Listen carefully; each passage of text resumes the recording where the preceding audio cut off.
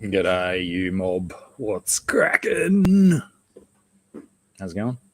Here we are. We made it. Hectic lead into moments.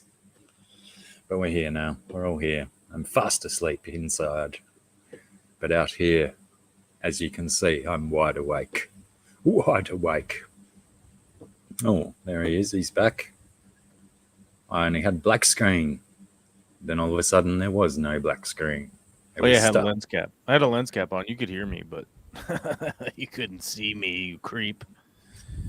You was creeping. I saw you. I saw you creeping, dude. I'm trying to always be creeping. It's why my not? Modus operandi. Why not be creeping, bro? Why not? Exactly. Let me get a bit of this done. What's going on with you this week? Oh, you know, rinse and repeat. A bit of the same old stuff. Oh, man. Sounds like you're in the humdrum, dude. Yeah, well, you get that. You get that on these kind of jobs. Yeah. Oh, yeah? I had a bit of a late night last night. I was up watching the first season of White Lotus, and once I got to a particular level of that, I had to push through to the end. So I think it was about 2 o'clock when I went to bed, and then got woken up in a frightful manner early this morning. Give me a quick recap on White Lotus. Sorry, I haven't seen it yet. Well, the first season is set in a resort in Hawaii, and it's basically just the stories of 6 or 7 different people at the resort in the space of a week, what they go through and stuff. It was quite good. Quite a good show. Oh. And the hello again. G'day. I'll just continue to pick my nose while we're live on the internet. That seems a logical thing to do.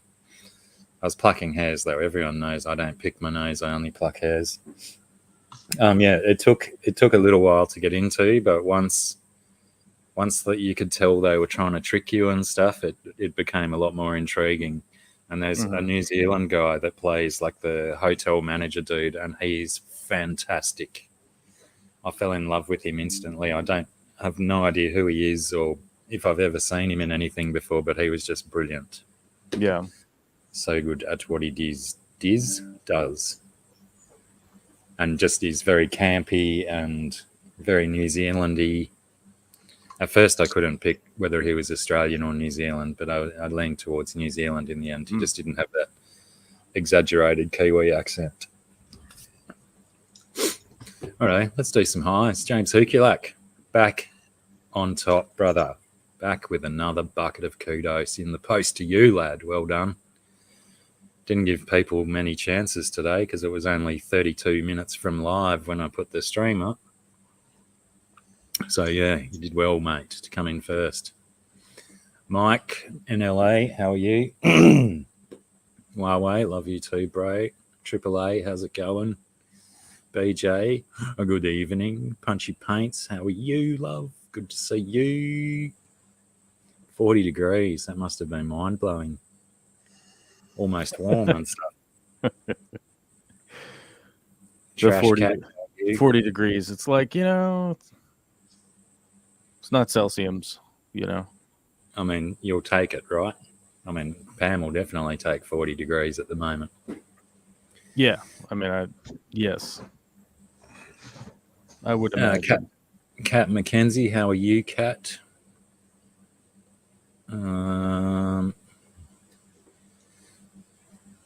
Cats went outside 14 minutes ago. Now they're howling at the door.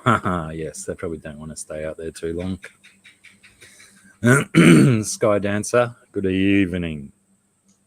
Who else have I missed here? Oh, Scotty, Alien World, how do you do? Hoods, how are you, Hoods? Oh, I forgot I should have sent the link to Hoods as well. Let us know if you want in, Hood. Gaffer, how's it going? Kiwi Mamo, kia ora. Speaking of thick Kiwi accents, I'm just speculating. Thick Kiwi accents. Yeah, I should have said thuck. Thuck Kiwi accents. No, I probably still got that wrong. I butcher my accents most of the time. Even my Australian accent, I'm quite shit at. GRB, how's it going? Not even good at your own accent. Understandable. I'm just a phony, just pretending. I'm actually a New Zealander doing an Australian accent. Oh, nice. Travis, how are you, Trav? Good to see you back again, mate. Can you dig it? Can you dig it?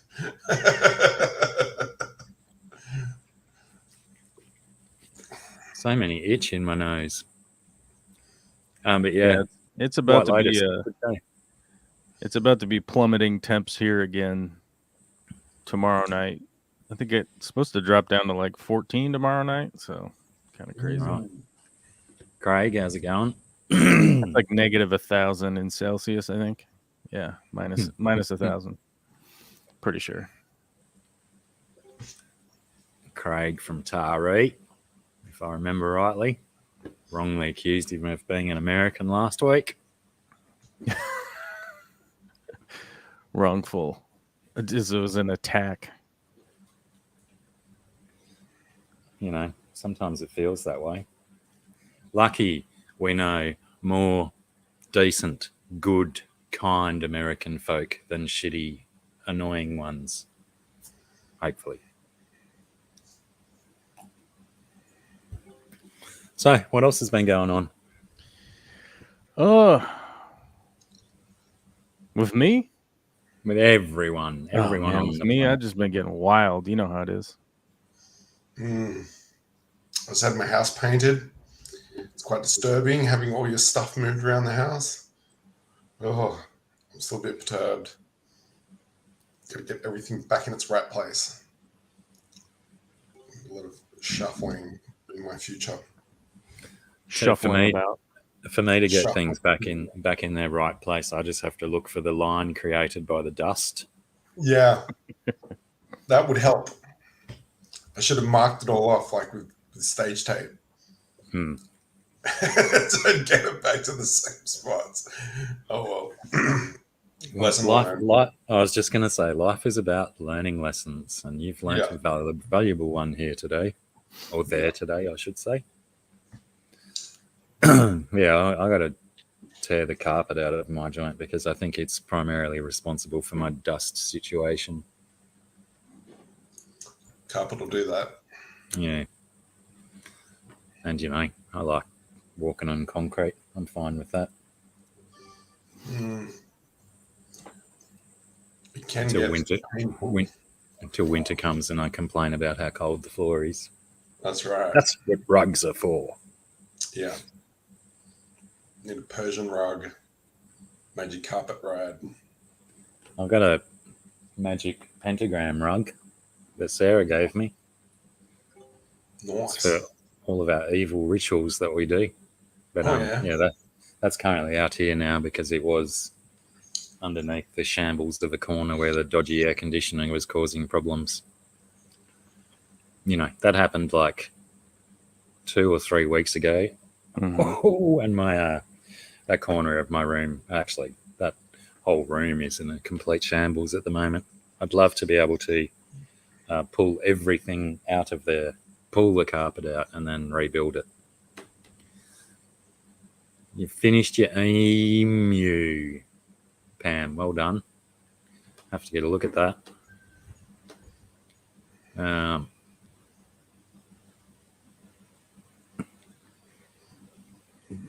That's a good question, GRB. I've been uploading some music shorts. YouTube doesn't seem to let me choose the thumbnail. Does anyone know if it's possible to choose the thumbnail for shorts videos? G'day, Joel G. It either takes the first frame or the last frame, I'm pretty sure. Yeah, right. So you've got to edit your own. Yeah, that's actually probably good advice is to try and work out GRB, whether it's taking your first or your last frame and then edit an extra frame in at the start. That's what you want for your thumbnail. How's your weather going down there, Joel? Joel 2.0. Cyclone hit New Zealand. Earthquakes in Turkey and Syria, is it? That's pretty wild. What's going on over there?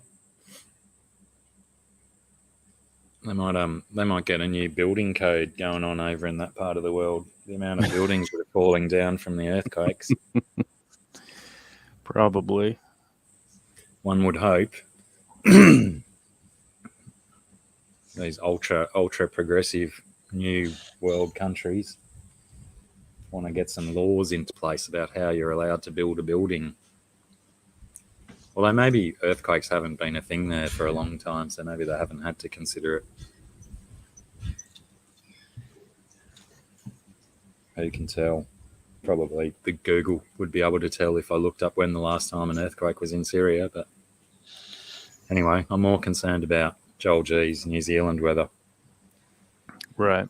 And as far as I know, it's a fairly long way away from Kiwi Mame, since she's way down the south. The Mexico of New Zealand. Good to hear, Joel. Weather's calmed down. It's pretty hectic. I think our weather's still based on that whole weather system that's going on out there in the Tasman Sea or Coral Sea, whichever one it's in. It's in the Tasman Sea, isn't it? Get out and walk.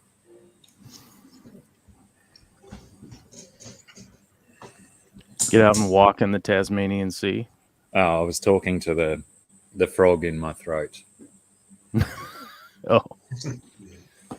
You never heard that one? When you cough up a nice piece of phlegm and spit it out and tell it to get out and walk. That's what I've definitely seen it and heard it and sounded it out whilst I was a young lad. Well, you were a young lad. Look at you. You've still got plenty of life left. I've got some years in me.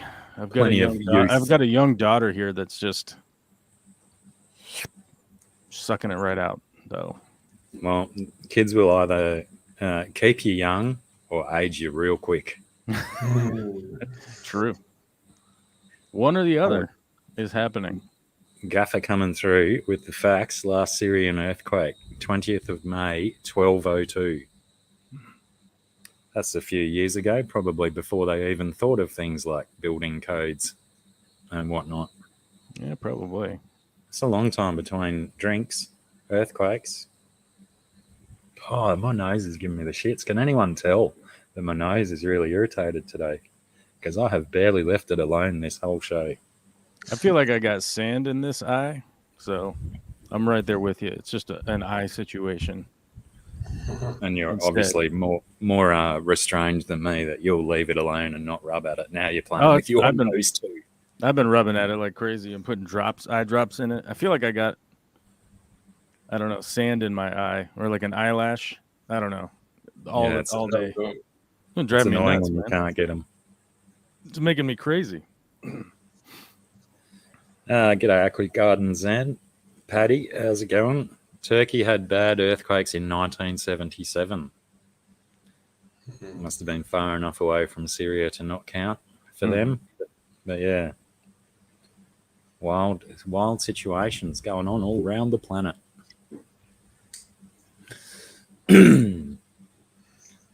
I have to go to YouTube to see what Aqua Gardens Ends emojis are. Yes, I do. They don't show up on a StreamYard chat. We just get the colons and the wordings. Colon, hand, dash, purple, dash, blue, dash, peace, colon, face, dash, purple, dash, crying, colon, hand, dash, pink, dash, waving, colon. Wonder, does anyone have the rapid enough typing skills and all the memory of them to type their emojis instead of just clicking on them? I'd like to meet that person. I bet they'd have an interesting backstory.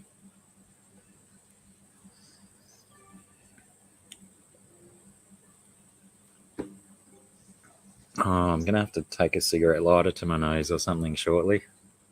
Yep, do it. Purge it with flame. Snort that fire.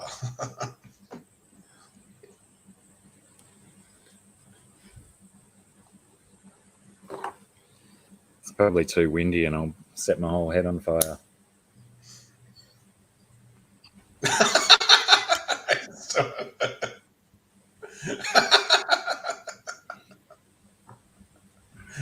How'd that go? I mean, it doesn't smell pretty. Did you pre-load it with gas before you lit it up? Did I what? Oh, that'd be like fill my nostril up with gas. That might even be too daredevilish for me.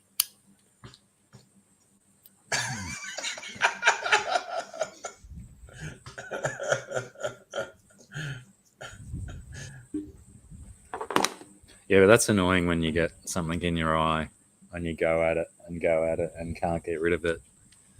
And then, like you guys have come to the realization of that,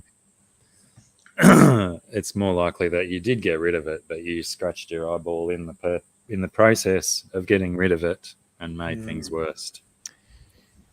Yeah, it's pretty much what I got going on right now. Is that I probably scratched my eye because I had something in it, and then it probably scratched my eye, and it's irritating the shit out of my eye now. So that's probably what's going on. So it's ongoing. Hopefully it'll be fine tomorrow. I don't know. I'll keep putting drops in it, and maybe tomorrow it'll feel better in the morning. I don't know. We'll see. Eyes heal up pretty fast. Yeah, they do. Pardon me. Let me pop a little thing up on the screen that I just received, which is very lovely. Chrome tab. That's Chrome tab. Share. Yeah, the Arctic blast is coming tomorrow. True. There's Pam's emu. Wow. It's beautiful. Hey, what? I'm going to zoom in. Is it just control and mouse wheel? Yeah, it's so good, Pam. I like how their fairs look like heathers. That's what I meant to say. Their feathers look like hairs. Yeah, really nice, Pam. I knew you'd finish it and make it look wonderful. Master Relaxation just subscribed. Well, thank you for your subscription and your thumbs up. One day soon, I may crack 770. Compared to that race from 750 to 760, the race from 760 to 770 has almost been like a click of the fingers. And you know, I've been making some shorts and putting some shorts up. Maybe it is all about the shorts. Yep.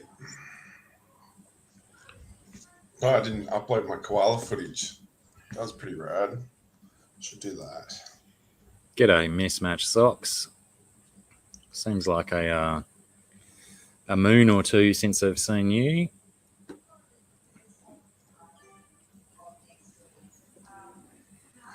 Oh, was it? Oh yeah, because I wasn't refreshed. If I refresh that screen, Master Relaxation was probably my 770th. Yes, thanks for that. Another goal reached. Where are you at now? 770. 770. Oh my God. That's what I meant. That the last 10, it's taken me what? A month to get from 760 to 770, and it was like almost 2 years to get from 750 to 760. Stupid.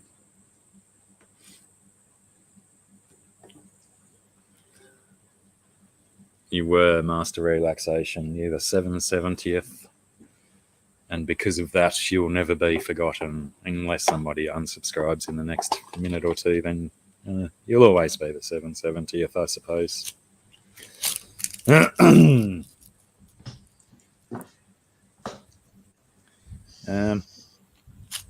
So, neither of you have seen The White Lotus? Yeah, I watched it. I watched the first season, and the second season I was like, ugh, this is just a bit stupid. Did you experience the same as me through the first season, that you were a bit like, this isn't really working for me the first couple of episodes, but by the time you're halfway through the fourth episode and some stuff starts rolling around in your head going, oh, hang on, who's it going to be, sort of thing? Yeah, it did grow on me a bit, yeah, for sure. But that second season was just like, oh my God, there's something about it that was just annoying. I think the old dude who was cracking onto everyone was just pissing me off. And it's set in a different place and different cast, isn't it? Yeah. And is there a third season? I don't know. I think I've had enough. Yeah, right. I'll see how I go with the second. And what about Last of Us? We've been doing that one. Oh, yeah. That's awesome. Isn't that good? Last week's episode was just so fucking balls to the wall intense with that fight scene. And then they showed this brute thing, and then it's all over. I'm like, what the fuck? Like, you build it all up and then just like, no, peters out. Which bit? Where that brute thing came out from under the ground. It was like a big super mutant fucking, when they're having the big fight scene. Lots of gunplay. Maybe that was this episode before. But yeah, it was so hectic. Yeah, I'm going to definitely go back and do a rewatch. I don't know, how many episodes is the season going to be? I'm not sure. I guess that's the joy of having them come out week by week, is to, if we don't know how many episodes there are, then we can't plan for the ending. But I suppose they do know. We just haven't looked it up. But yeah, quality show. I like it a lot. And I'm glad that I never played the game, so I don't have to cast aspersions at the show based on it not being, accurate to the game and stuff. Me too. Emma was like, we've got Last of Us on PlayStation, let's play it. I'm like, no, I'm not playing that shit. I don't want spoilers. I don't want to get hooked into two different universes simultaneously. No, thank you. Yeah, and that most recent episode from Monday was like, it was so many tears, so many choice moments. But 774 now, what's happened? It's all them shorts. I think Master Relaxation is either using all of his Google accounts or told some friends. And, Nice. We likes it when people tell their friends. It's always nice.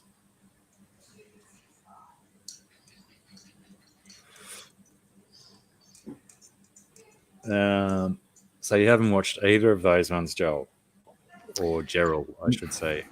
No, I haven't. Haven't watched either of them. I don't have HBO Max right now, so I haven't watched Last of Us. 9 episodes, Trav says. Good to know. 4 to go. Yeah, so I don't have HBO Max, and I haven't watched White Lotus either. And they're both on the same, aren't they? Because they're on the same streamer over here. Yeah.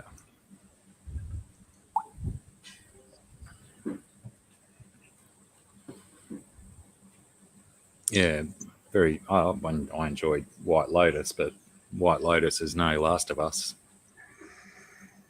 She's an interesting little character, the main girl in it too, because they've gone, I like this this modern thing where they're getting the quirky looking kids to play the main characters, you know, like Eleven from Stranger Things. Even though when she's all dolled up and stuff, she's a very pretty lass. But yeah, there's a bit of quirk about Ellie in Last of Us that she just looks wrong enough that she's right, and I can't even put my finger on what it is. But she's just got a little bit of quirk about her. Yes, I think it's the substance over form, you know. Yeah, well, hopefully it becomes more of a thing right across the for sure, the Hollywood and stuff. Haven't you noticed that really pretty people can be very vacuous and empty? It's just a common trait because they don't need to have as much depth to get by, which is sad. But yeah, they don't learn it. Yeah, there's a pretty to intelligence or experience factor that happens, and the less someone's objectified for how they look, the more they can convey substance. Couldn't agree more.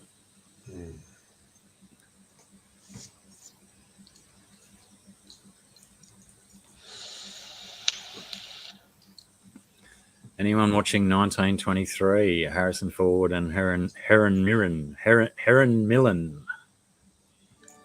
I'm on fire with the speaking today. Mental note: get more sleep the night before streaming. Don't watch an entire series of a show in one night. That's also sound advice. Yeah, I've not seen Yellowstone, and even though a billion people recommend it, and I may be one of the only people on the planet who hasn't seen it, but 1923 sounds like probably worth a watch. You got Harrison Ford and Helen Mirren doing TV.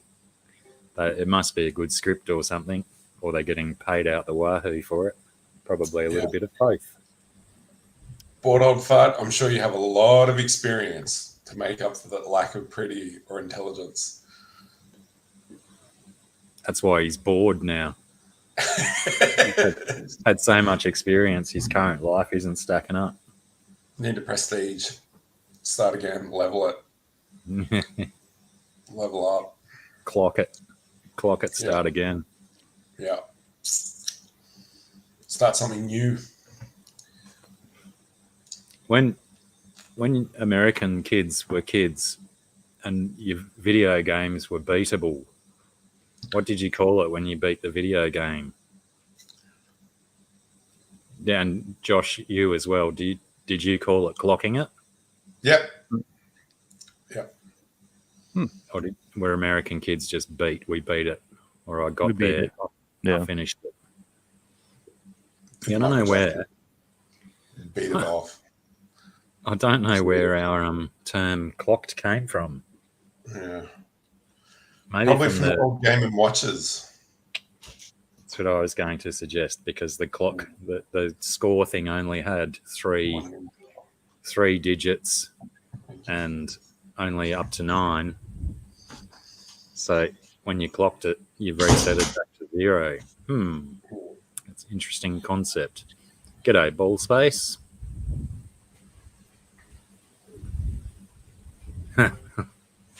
Ball space still waiting for his son to be abducted by aliens, so he has to team up with Daniel Craig to get all the abductees back.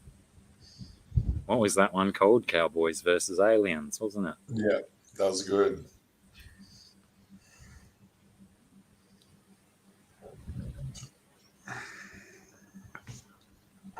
Oh yeah, that's got to be not fun. The old house moving. No. Hideous task. Yeah. I'd like to never have to do it again, but, who knows what the future holds.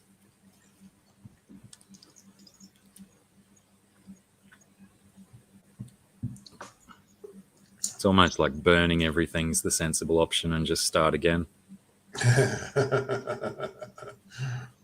Oh, I got too much good shit to burn. Mm. Therein lies the flaw of my logic. The flaw in my logic. Both. Dusted off my samurai spawn last night. Say that again. I dusted off my samurai spawn that I had on the shelf for ages.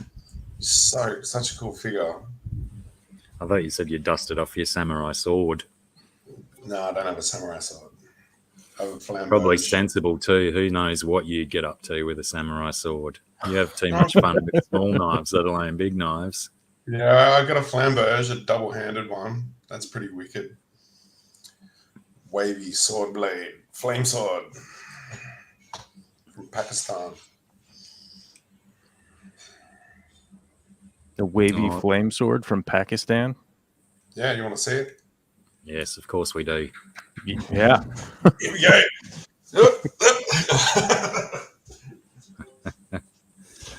It just took me like seconds to work out he was making a penis joke. Gaffer reckons clocking came from pinballs. Yeah, that would be it.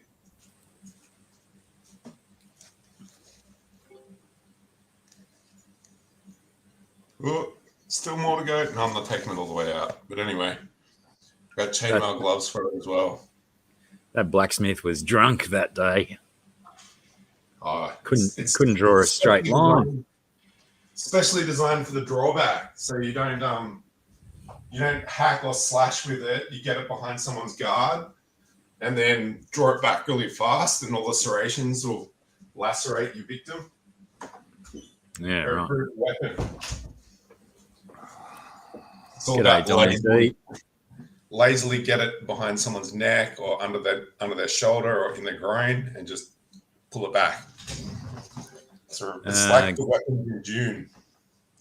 Got to move slow. Right. Good night, Paddy, and good night, Mismatched Socks. Good to see you again. Don't be a stranger. There's a night burp, especially for yous.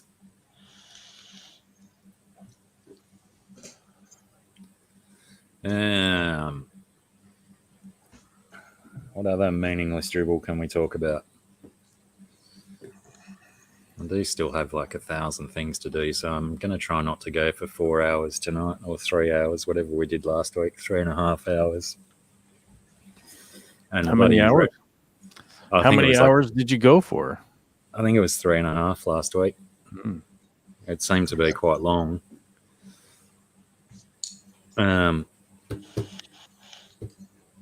But yeah, I always make that mistake of saying that out loud and then end up going for way too long anyway. So it's probably my first mistake was actually saying that out loud.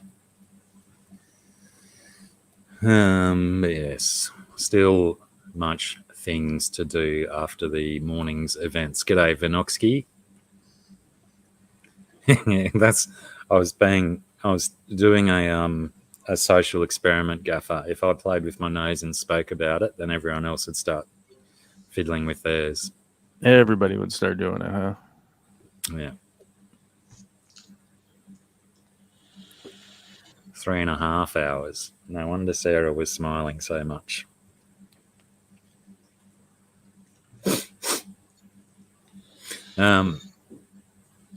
Bloody hell, what was I going to say, though? I can't remember. I was probably going to whinge about the morning more, but no one needs to hear about that. It was nasty. I'm thirsty, and it was nasty. Drinks o'clock. Get that way.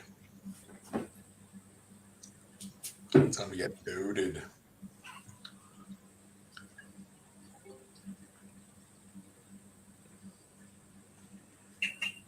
Which Stone and Wood are you on, Josh? What's that, man? Yeah, Emma bought these today. I'm not a big fan of the glass. There's something about glass beer is like, yeah. Which one is it? Stone and Wood. No, which Stone and Wood? Just the Pacific Ale, basically. Oh, right. I'm think I need to up the ante and go to something stronger. I've got some cloud catcher pale ales. Yeah, not bad. No, I haven't tried them. One of my nephews left them in the fridge the other day. I just prefer cans. They're always fresher. Yeah, whenever I was buying VBs, I always bought cans. And for some reason, I like beer out of a can more than a bottle. Yeah. Although I did have a Cooper's Red long neck on Saturday. That was delicious. I have a strange feeling that might be the only way I've had Cooper's Red is out of a long neck. I don't think I've ever got it off tap or in a 6-pack or anything like that. Just a long neck. Used to be more common on tap, but yeah, not enough people drink it. So everyone's after the low alcohol beers these days, trying to be responsible drinkers. Fools. Madness. Yeah, missing out. It's not so hot up here, Gaffer. Yeah, it's not too bad. Nice and windy. A bit cloudy. Yeah. All right, it's my turn to grab a drink. Back in a sec. Tagging in, tagging out. That's it, GRB. Nice, simple beer. G'day, George. Yeah, what are we sitting on today? See, it says 26. But it feels like a little bit less than that. But then again, it's muggy. Definitely humid and gross. Gross in the underpants region.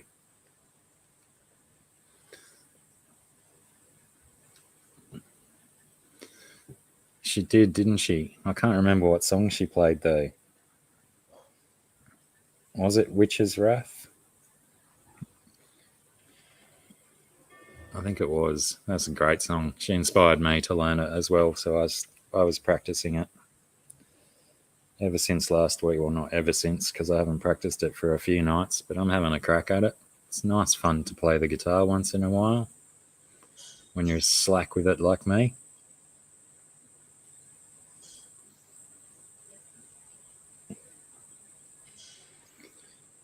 But yeah, hopefully one day soon we can, be in the same room on a live stream at the same time and start playing some songs again.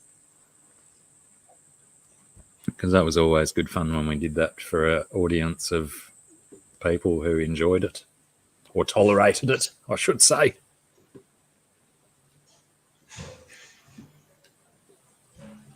Oh, yeesh. You're down South Australia, aren't you, Gaffer? I think, from memory. It is very difficult for my brain to remember where everyone is.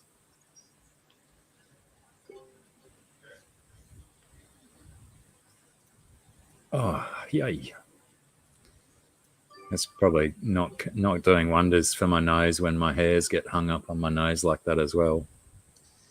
But it's nice to have hair wafting around in the breeze. Mm-hmm.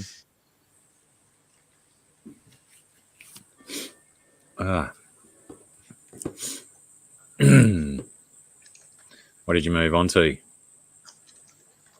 Buffalo Trace and Coca-Cola. Coca-Cola Classic. Yeah, the good shit.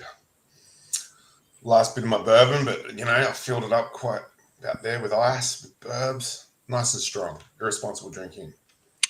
Way to go.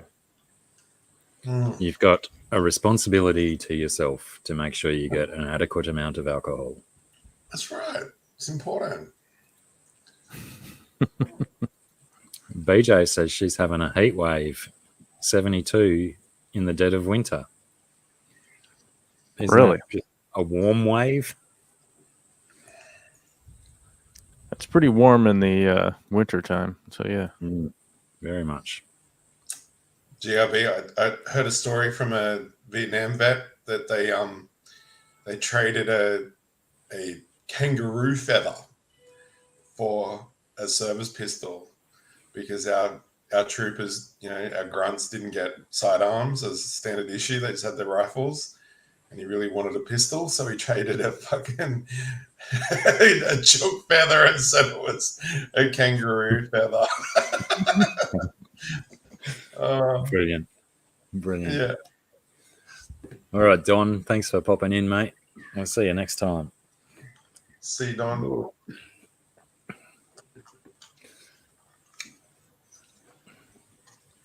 Everything goes in circles, Gaffer. Irresponsible drinking will be back like a fury one day. Now there's Ubers everywhere. People don't have to drive to their destinations as much. It's a bit easier to get around.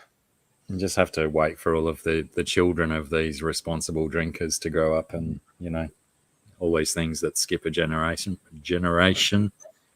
Yeah. Damn straight. Gaffer says responsible drinking is killing the great Australian pub crawl. I've got plans. It's going to make enough money. I want to do the super pub crawl where we do from airport to airport and gather a suitcase full of, like a chili suitcase full of the craft beers from all the airports that we can go to. Try and hit up at least 3 in one day and then make a YouTube video of that. I think that'd be hilarious. That would be. Getting loaded all around the country. Interstate pub crawl. And in the sky as well. Because, it's not like you'd stop drinking on the way. No. Of course not. Just need to find some rich benefactor who's got a private plane so we can do whatever the fuck we want. And skip all the lines and stuff. Absolutely. Yeah. Sports cars at every stop. Yeah.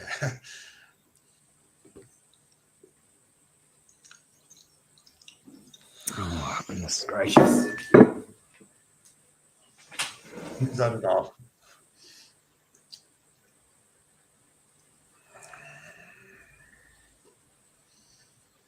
What you reading about, Joel? What's that? What you reading about? Oh, I'm playing Risk. Risk, okay. Yeah. I'm ranking up the world leaderboard. Nice. I think I'm currently ranked like 124, I think, something like that. Not bad. In what? Risk. In Risk Online. In the world ranking, World ranking.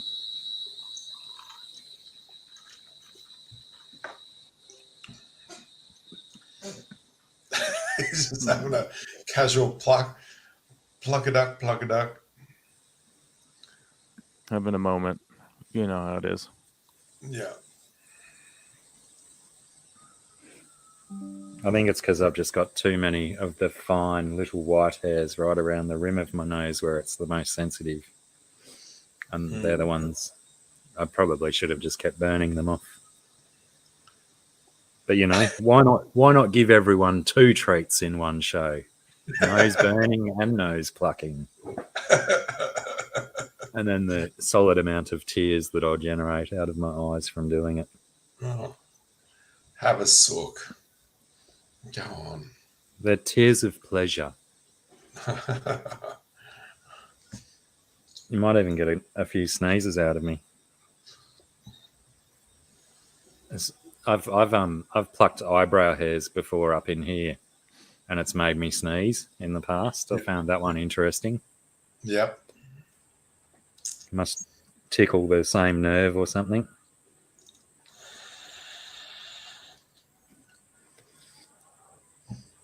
Isn't anyone offended that I'm plucking my nose hairs on a live stream? I'd love to see if people actually think it's funny in the chat or absolutely appalling. It is funny. Creaming scream. It's funnier than not. And if someone's appalled by it and expects me to stop, I'm not going to until I'm good and ready. until I'm ready to stop.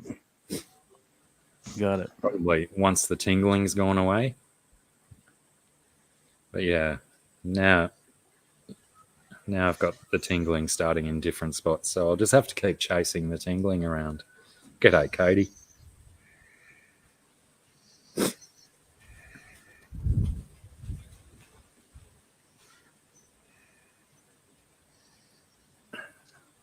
The fire is definitely a faster and more efficient way to do it, though.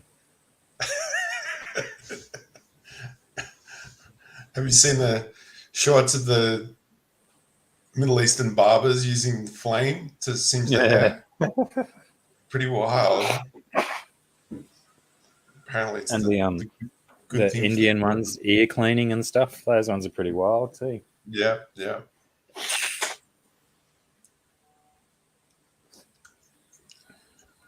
Yeah, I wonder how many times those fire haircuts get out of control and injuries are done. Probably every other time. Yeah. A common occurrence. Yeah, I've got Cody's says I should get one of those weed whacker things. I assume you mean one of those ones that you stick in your nose and it spins around and cuts all your hairs off. I have a fitting for that goes on my clippers, but they miss all the little fine ones right around the edge. Like they take care of the nice long pointy ones that get super annoying inside the nose, but yeah, they miss all the fine ones at the edge. So there's probably a technique I can learn, but you know, like I said, tweezers and cigarette lighters are a fun way to do it. And visually stimulating for those watching.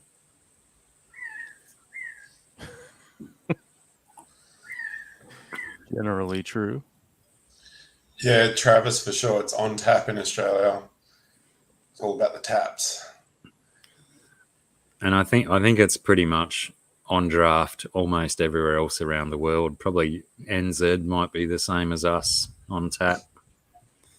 But I think even in the UK, I think their draft beers mean that it's on tap. But then you got things like bottles that say certain draft, and it's like it's in a bottle. Yeah, like Tui's draft. That was always confusing. Yeah. What the fuck?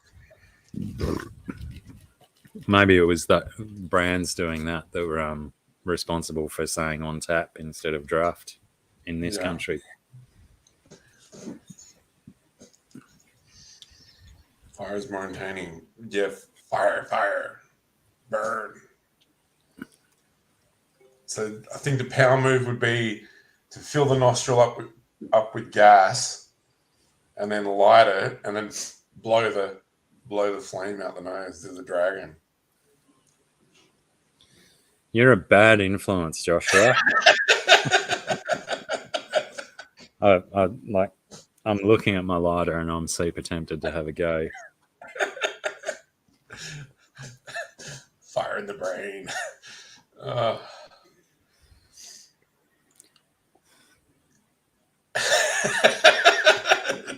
Don't do it. Yeah, back to the fucking tweezers. Yeah, I'll probably, for the duration of the show, I'll probably constantly reach for my tweezers when I feel a tickly one. But I can also hear my dad making rude noises at my mum, so I may have to go and investigate. He should have moved an hour ago. Yeah, might have to go back to fire. These ones are getting resisting. It's good when you get one of those ones, though. It's like plugged directly into the nerve or something. I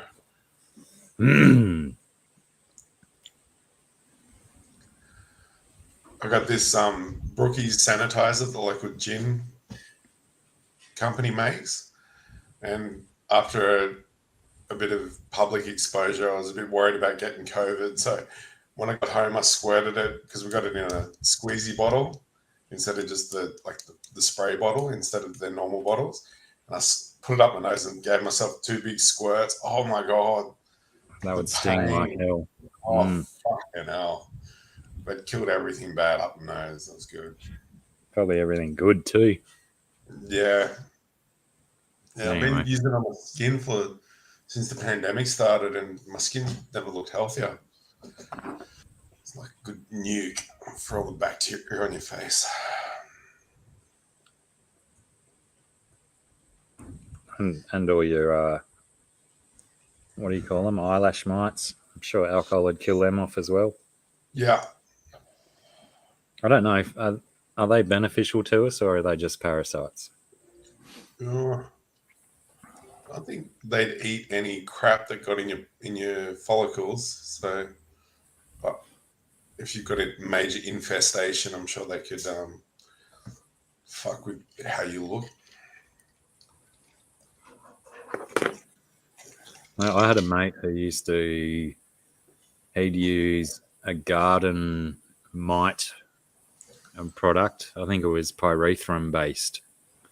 Right. Because he was always super worried about eyelash mites and having too many of them. So he was always completely bald, eyebrows, everything, facial hair gone, shaved off, and he would use this garden mite killer on his face. Oh yeah, to kill them off. But he'd also use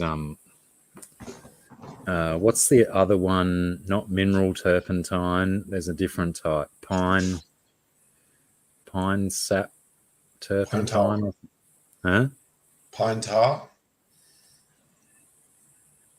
Is that a type of turpentine as well?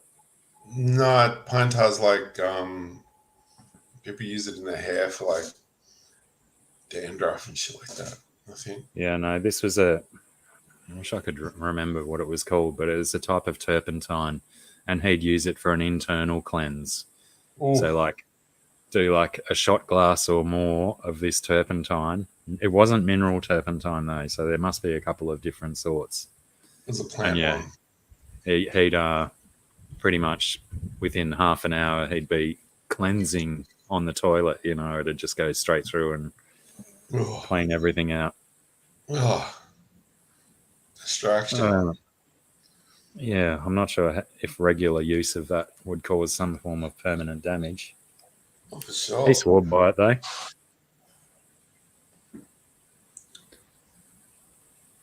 Organic pine turpentine. Yeah, BJ, that silver guy, Papa Smurf, he's got a rare genetic condition where he can't excrete any silver that he gets exposed to. So drinking lots of chlorine will turn his skin blue. Isn't that all the Smurfs then? All the Smurfs, yeah. Blue skin. Or is there an actual dude that you're talking about? Yeah, there's an actual dude. He's got the blue skin and the white hair.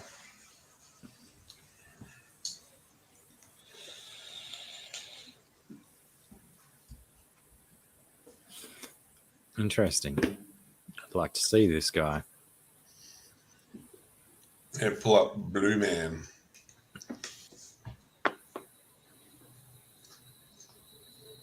Now I'm just going to get 1,000 videos for the Blue Man group.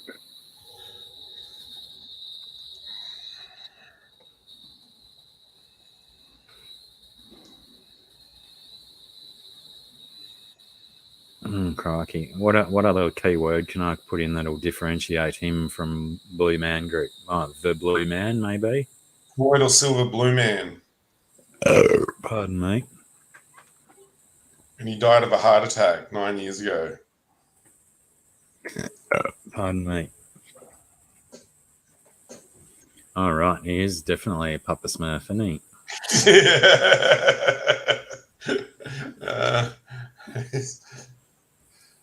Too far gone.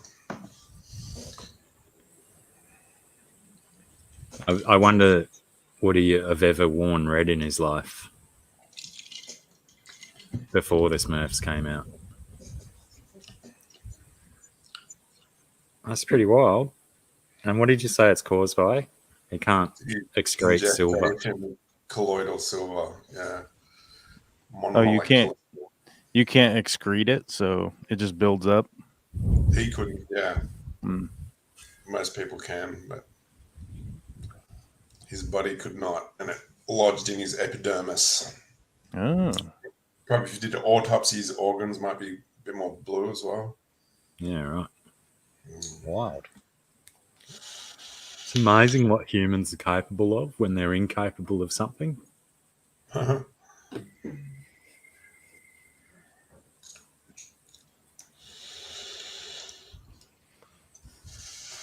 Cody. Blue waffle, no. No. I'm sure most of us these days probably don't even have to Google that. It's firmly embedded into our visual memories. Wish I'd never seen that. The waffle group.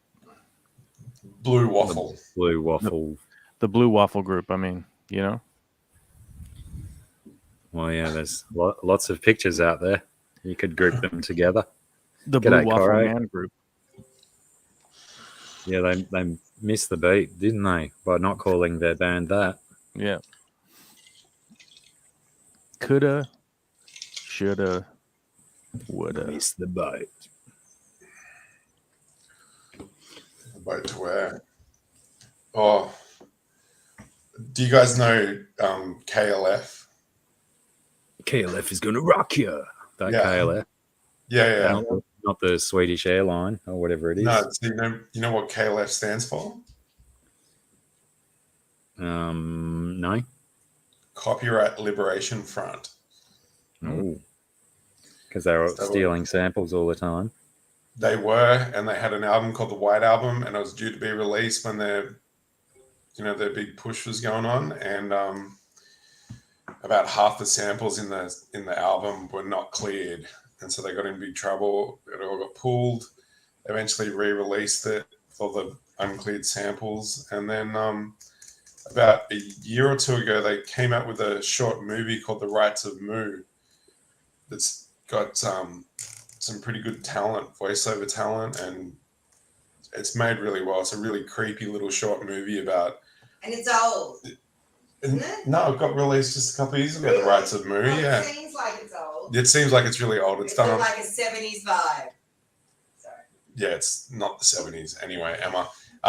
But yeah, The Rights of Moo, very intriguing watching. If you can be bothered watching some creepypasta about disappearing to the land of Moo and having to give up all your phones and... Yes, Huawei, you and Zach are most definitely referring to the same game, which resulted in either soggy biscuit or a limp biscuit. Sog biscuit. Soggy Sayo. Someone posted some link that Sayo was... I think it was some old material from the 80s, and they were talking about making a vanilla slice with Sayo biscuits. Literally some soggy Sayos. Yeah. And, I mean, it can be done and actually be edible, but it can also be done by probably what they were implying. Yeah. Yes, Trash Cat, they're justified and they're ancient. And they drive in an ice cream van. What was it? Agents of Moo Moo? Agents of Moo Moo. Not agents, is it? Ancients. Ancients. Yeah, right. Of course, that makes so much more sense now. Yeah, when I first started playing rugby, I was warned about this game called I think it might have involved Weet-Bix in those days, or was it a Sayo? I think it was the soggy Sayo. And people saying, some were saying, "Oh, get involved in the soggy Sayo. It's a fun game," and other people were saying, "Probably avoid that game is more wise." At all costs. At all costs, yeah. Mm-hmm. Yeah. And then I've also heard stories of a dude around town who apparently, he was a good few years older than me, and he was reportedly, well, is it the winner or the victor? I mean, the victor or the loser, who is the last person.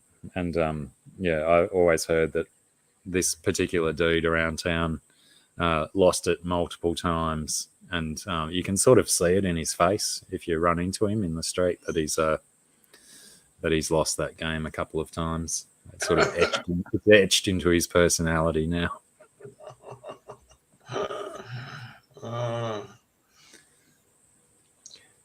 And I promise, Gav, I won't out you.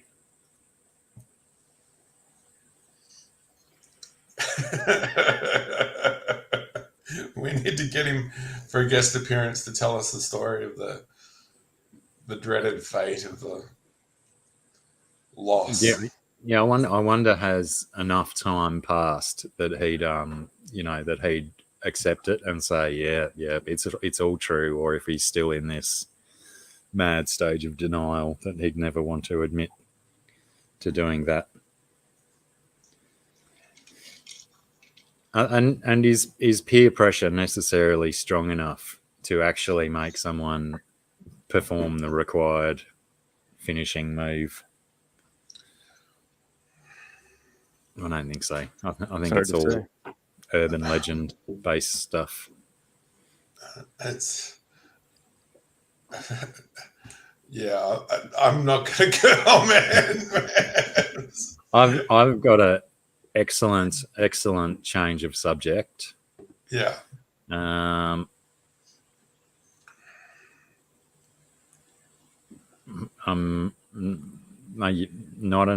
a good time. No, maybe.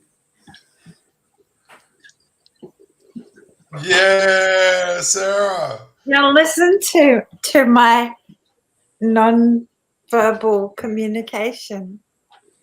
But yeah, I mean, your head was doing this, but you had a massive big grin on your face, so I didn't know which one to accept, which one to listen to. Righto. Well, here I am. Guess what? Want to know something? Yes. Yeah. My ring light's blown. Uh-oh. Joy. That's what The she fun said. thing about that is that because I had one and then Mikey gave me his because mine blew, and now I have two broken ones sitting here on my desk of clutter. Oh. I wonder, is it something to do with your PowerPoint, or if we just both bought shitty ring lights? I mean, they're probably shitty, but it just goes through USB into the computer, doesn't it?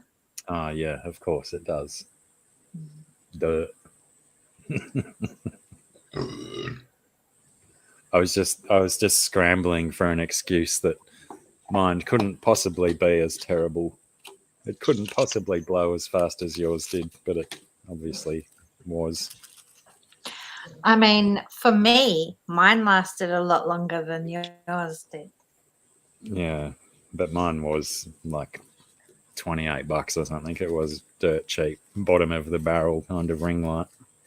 So was mine. I don't know how much it was, but it might have come from like Kmart. Right. That's not a glowing recommendation for anything. I got a really good one made by Olight called a Haloop, and it works as a battery bank as well. So you charge the thing up, and it's got like 3 days worth of charge, and you can dim it down to nice infrared, like warm light, and then pump it all the way up for bright white light. But it's made in this ring shape that unclips, so it can open up and go around at pool furniture, like the umbrella stands, and clip onto it really well. I'm going to take it down to the pool and light up the pool area. It's very cool. Wow. Or I can attach it to a tripod.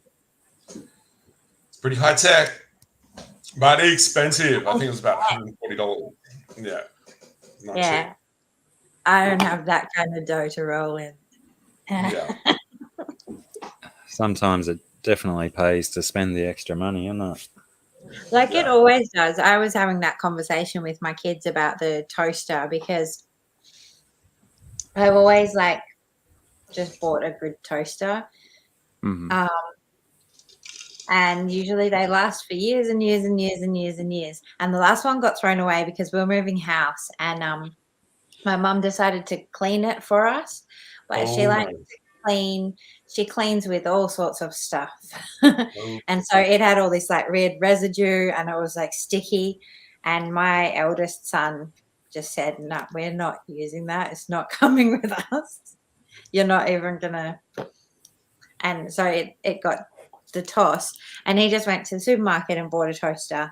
And yeah, within a couple of months, it's blown. And so I was having the conversation saying, you know, if you don't have enough money to buy the proper thing, then you end up spending more money that's because right. you can go through 5 toasters a year and they'll keep blowing, whereas I can buy one good one and it will last years and years and years. So That's right. Yeah. There's a great mental trick called the shoe analogy. So the rich person spends maybe, $150 on a pair of shoes, lasts them years.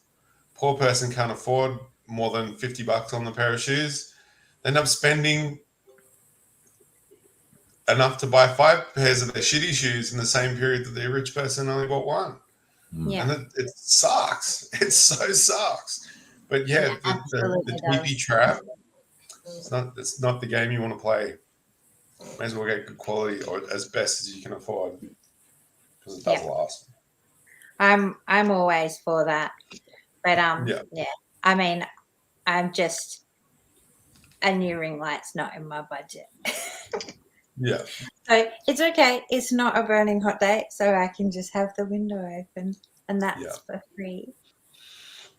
Natural Yeah, light. you actually seem better lit than you were on Pam's stream on Sunday. Yeah, well, probably because I usually have that blind down in this time of the afternoon because the burning sun is usually, cooking me. But it's so overcast out there that like it might still be giving me quiet skin cancer. Oh. But it's fine. I'm not noticing. Yeah, because that quiet skin cancer creeps up on you And it from does. behind. I don't know if it's always from behind. Creeps up on you like from within.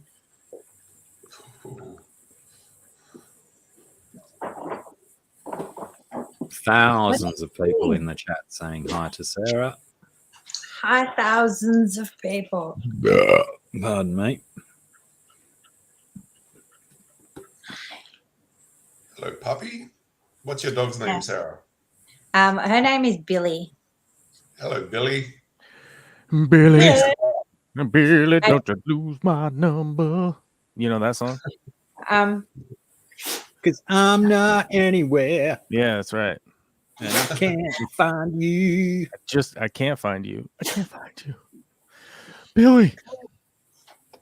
Well, I think I might have muffed those lyrics though. That was fine. she gets a little bit of Billy, don't be a hero, because she does like to try and have a big bark at ridiculous things that don't matter.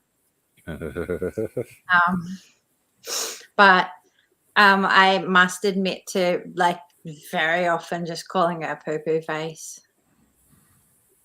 Oh. Well, it's the reason why it's a loving thing to say. It's not that she doesn't like wiping her face in poo, because she does like that, but it comes from because she's got poodle in her, and so sometimes I can see that poodle look in her face, so I call her a poo-poo face because it's like fun. It's a fun time for me to call her poo-poo, but know that I mean something different. I mean, double entendres wouldn't be used if they weren't a little bit fun. I believe she spells it Billie, like yours, BJ. Billy. I also have come to just calling her Bill a lot. She responds really well to just a nice Bill.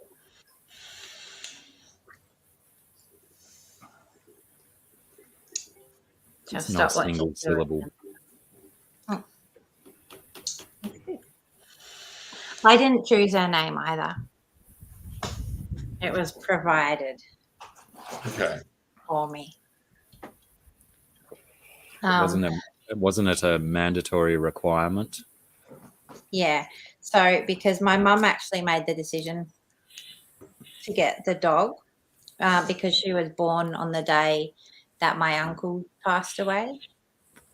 Like potentially right exactly, like even the right time and everything. So she's named for him.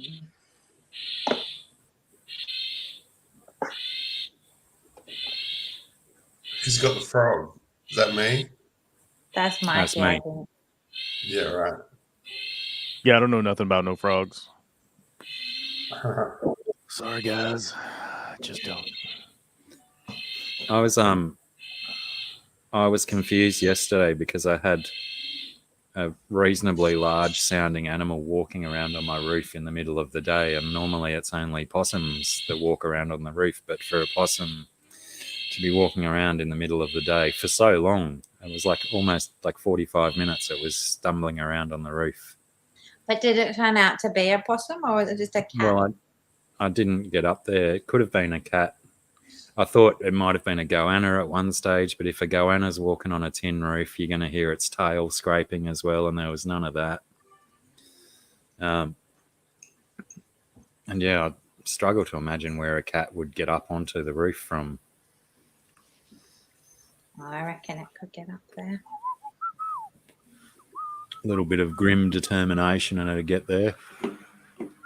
Some of them just like climbing. There are certainly lots of trees and other bits and pieces around your place where they could get up. Yeah, but it sounded too chunk, you know. Possums have a heavy footstep. Cats don't really. You know, they're much lighter on foot. Geez, stop that. Why does my antivirus want to tell me everything's going good when I'm obviously busy? Yeah, everything's fine right now. We analyzed and we checked everything. It's good. Hey, I'm using the computer right now. What are you doing? Yeah, I love that. It's my favorite. And you know, it started with a little pop up in the right hand corner of my screen, which I instantly closed, and then it waits for like 2.5 to 3 seconds, and then pops a big full screen one up. It's like, clearly I didn't want to read that right now. Your AI needs work. Didn't want to read that right now, dude. What are you doing? Yeah, it's very weird. And telling me once that everything's going good is enough. Mm-hmm. But I don't need to see it on a much larger version of a screen. I mean, like realistically, it doesn't need to tell you everything's going good ever. It's just their own personal reassurance to themselves. We need to let them know that we're on top of it. If they don't hear from us, they think we're not working. Don't worry, boys. We're on it. We're analyzing the creep data. I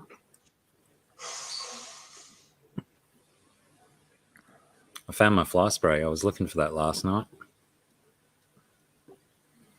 Oh, Pam thought it was. Yeah. Pam thought the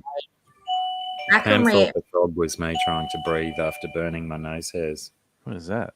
What is that ringing bell? That's my doorbell, how my parents call me when they need my help. Oh.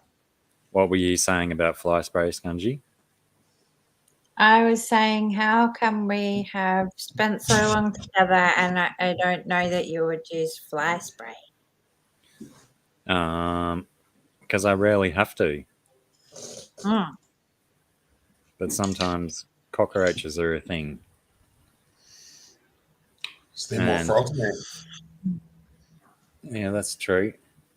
But there was like normally I would just go after cockroaches with my hands, but there was too many occasions where I slapped a cockroach and splattered it all over myself, where I thought, nah, I'm just going to spray some. But yeah, I'm generally opposed to the use of fly spray.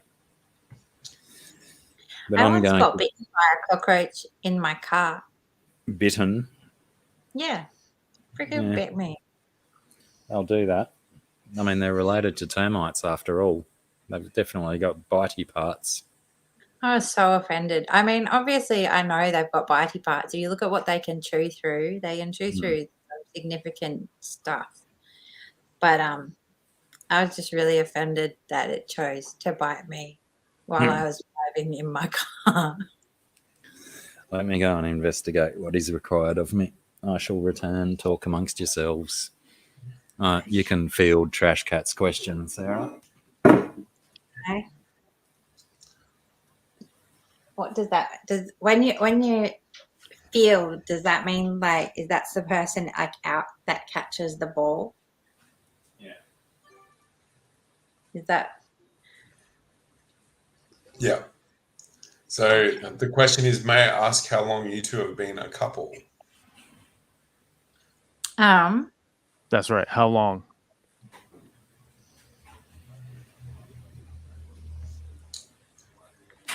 like maybe it's been 5 years.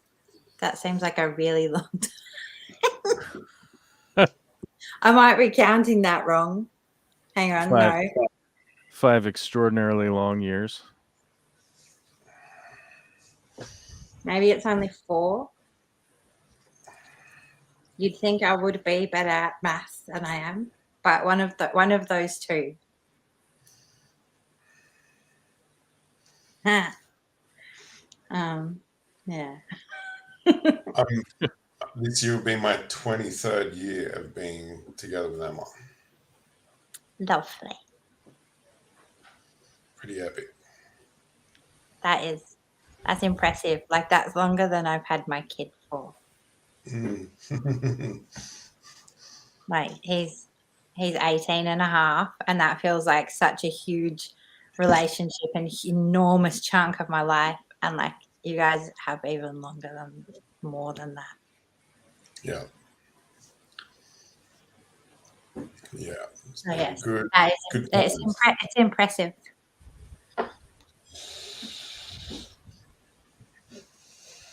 I'm still not bored with each other. We still have good times. Emma got a free ticket to see Ed Sheeran on Saturday night. So she drove up with the girls, the girls. And I was like, oh no, I've got nothing to do. I'll just be boring and I'll stay at home. And then a friend came over and was like, I'm going to Drumble. Do you want to come? And I was like, okay, I'll do that on my own. And for a while there, I felt a little bit like, fuck, I don't know anybody here. This is really weird. And just got on the dance floor and having a good time on my own, and then tap on the shoulder from a random old friend. I'm like, yeah, we're here together. This is awesome. And he kept tapping all night long. I was like, this is rad. Got to do this more often. Yeah. Yeah. Good sweaty fun. Huh. Wild music. Even I don't know. I feel like I guess yeah. I just feel like it would feel really strange going out without anyone, like just you deciding to go out somewhere on your own. I went with a crew of people that I don't know very well. So it was hard to find them because they just disappeared into chatty land out in the back area. I'm like, well, I came here for the music, didn't I? So may as well get into it. It was pretty fucking sexy music too. It was awesome. Excellent. Yeah, nice dancing and really, really good bass, like so good. And then on last Thursday, me and Emma went and saw Peaches at the Beach Hotel. Do you know Peaches? Wow. Yes, I'm a bit jealous about that. Was that fucking at the Beach Hotel? Yeah. Wow. Yeah, I would have loved to see her. Oh, so good. So good. She had the pasties on with the tits out and fucking rocking around. Came out on stage with inside a giant condom. big inflatable condom and walked out onto the crowd with the condom, and everyone was holding her up. And she did this stage thing where she walked out onto the crowd with her feet, and everyone had their hands up holding her feet. So she was walking on the crowd. Wow. It's pretty rad.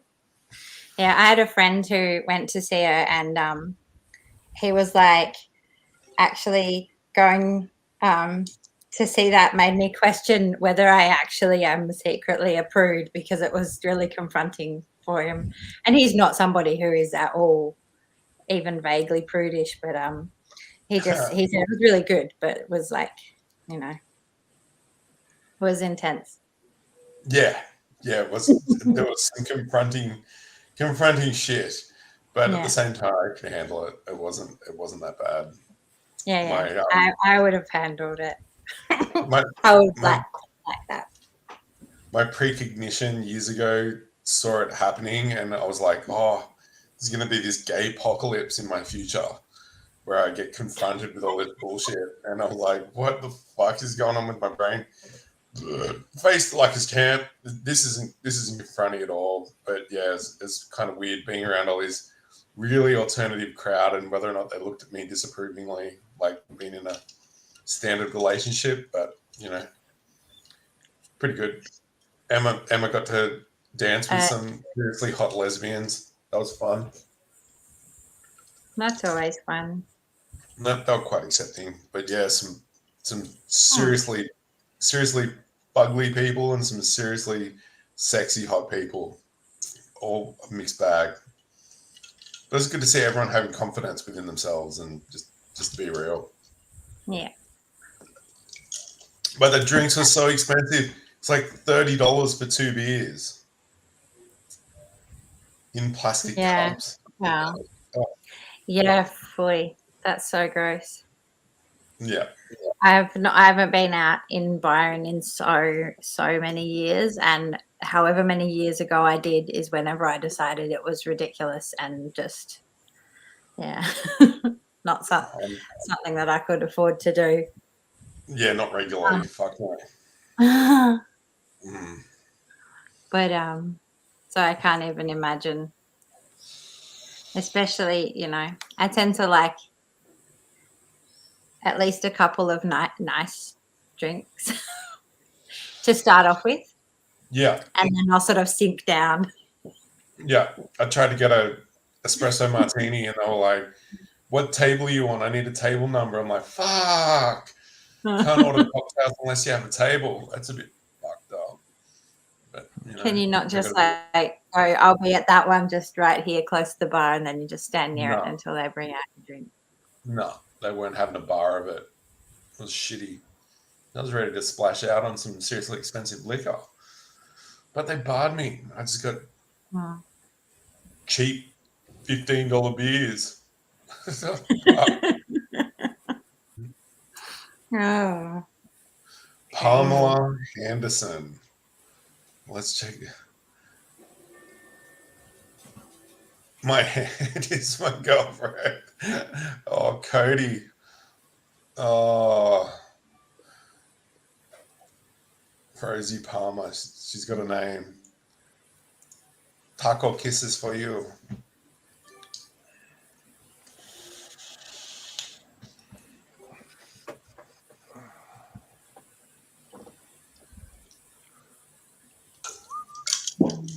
So I'm having a birthday party on the 1st of April, Sarah.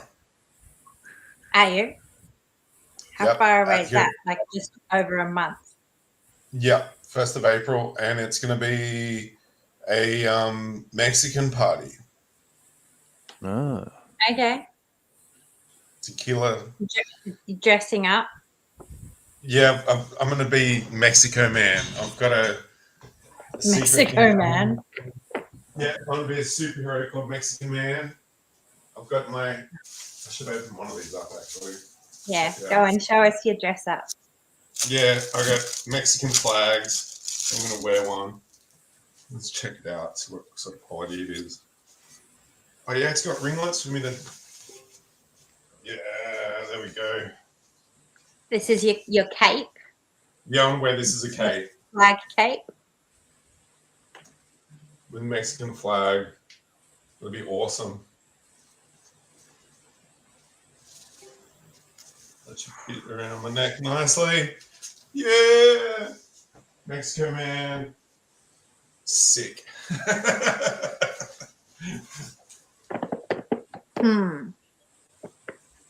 I was only just thinking the other day about dress ups, but I have to say none of the ones that I was thinking about fit with a Mexican theme. Oh, and tequila. Lots of tequila. Yeah. Make up some tomato water. I love tequila. Tequila's But the best. so I think I don't know. I had some way of describing it. I haven't really been drinking it because it's like I can't remember how I thought of it. It was like tequila like pretends to be my friend, but really isn't. Yeah. It's like I can just drink it and drink it and drink it and drink it, and I feel like I'm going awesome. And then I will later have to die because of it. Oh yeah. Yeah, Debbie, I have a mask coming. I have a silver and black wrestler mask, but whether it fits my giant head, that'll be a test. So I'm not going to tell anyone else about my Mexican mask. So I'm going to have my hair tied back and try and fit it over my fat head. If it doesn't fit, just like cut like a little window in it and put some elastic like at the back or something. It's already got lace ups like a corset on the back. So yeah, I should be able to get it to fit. Yeah, margaritas, absolutely. Luchador mask, yeah. I wrongly ordered a blue and silver one, and I got onto the guy on eBay and said, dude, I made a mistake. I want black and white. I need black and white. And he's like, yep, I've got you covered. I'll send that one instead. So that'll come maybe by the end of this week so I can practice my outfit and be Mexican man. Mexican man. Very good. Yeah, sangria. We need to find some blood oranges, but they're out of season. So I need that anthromycin to make a red drink. So apparently there's a Mexican drink called the Flag where you have red, green, and white tequila, like to make up the flag, and you drink them in shots.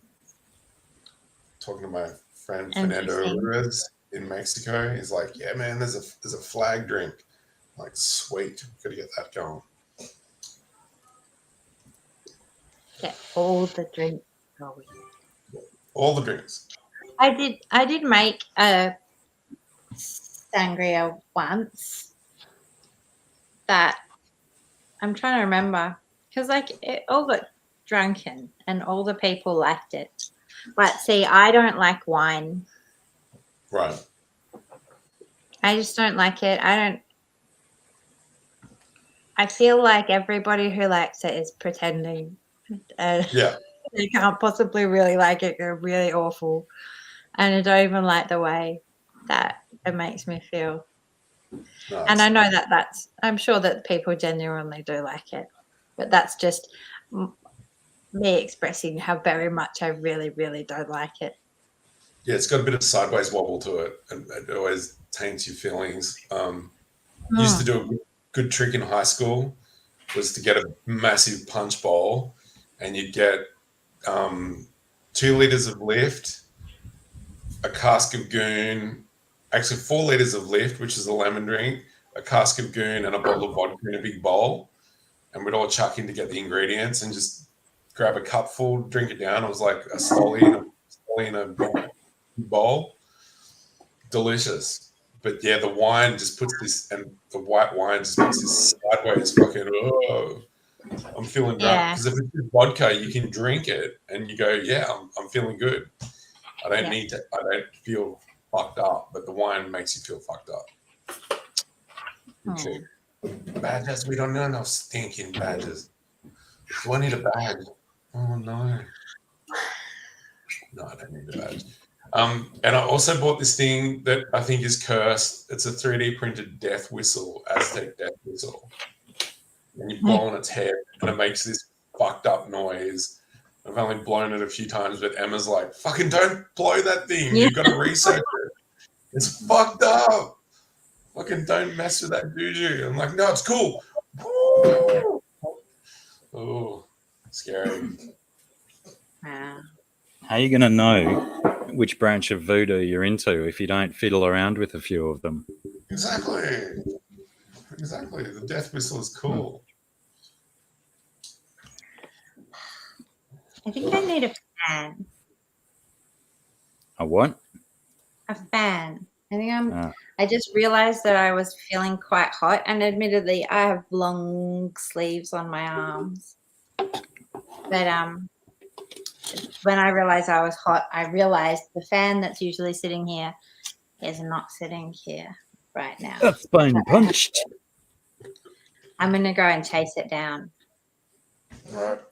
so it can cool me off. Right. I was trying to do a callback to earlier in the episode when I was doing dodgy Kiwi accents. Huawei, in with the quality schmooze. Sarah, we're all fans of yours. I gotta get another beer. The other side of the planet. Yeah. Back in a sec.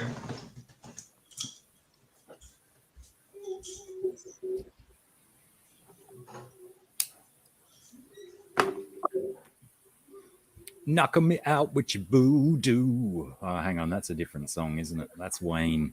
When you do that voodoo, you do so well. Is a different. That's an old song, isn't it? 70s or something.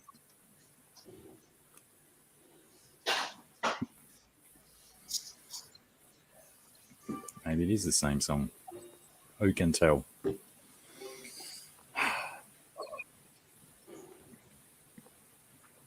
So what did I miss?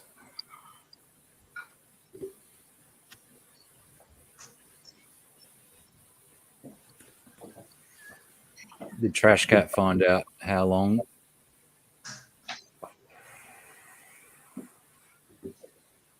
Yeah, how long did you tell Trash Cat we're a couple for? Oh, that's right. I realized I couldn't do good maths, and I was saying like 4 years, and then I was saying 5 years, and then I couldn't. Like, I'm sure I can think about it if I actually like get a piece of paper. Which number is it? I feel that it was 5 years, like 2 years ago or something. But yeah, it's hard. That's hard to work out. I wonder, did you remember when we first connected relationship-wise, and you gave me that little card that you'd drawn? I wonder, did you date it? I did not. Dang, we can't use that as evidence then.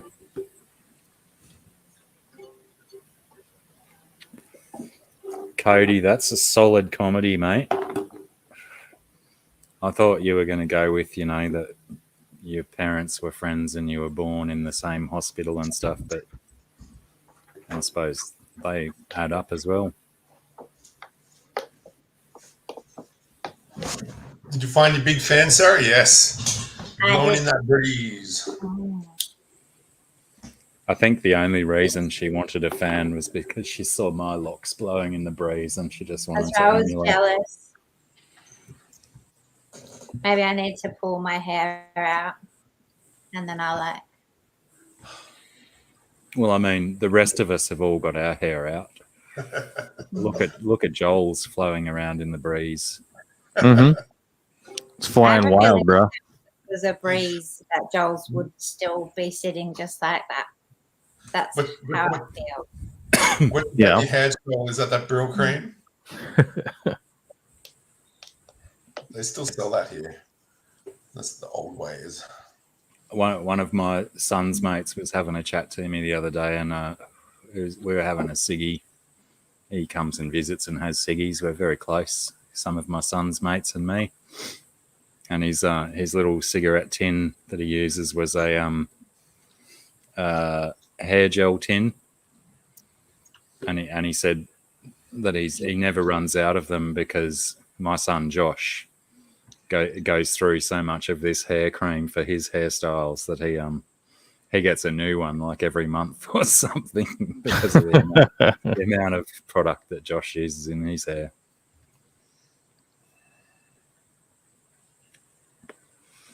Oh, Kat's telling me, I think, that I missed you in a cape, did I?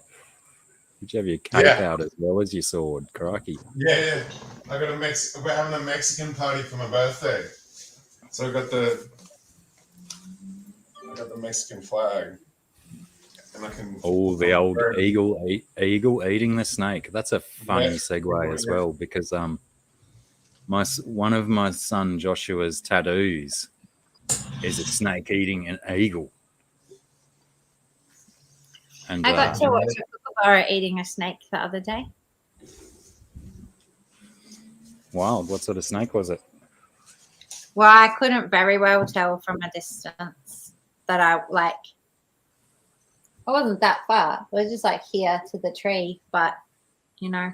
It wasn't your brownie, was it? Your brown tree snake? I didn't think so. Wasn't your brownie? Brown trouser snake. That sounds a little bit racialist. Why is it brown? Oh, it's been in dark places. For power?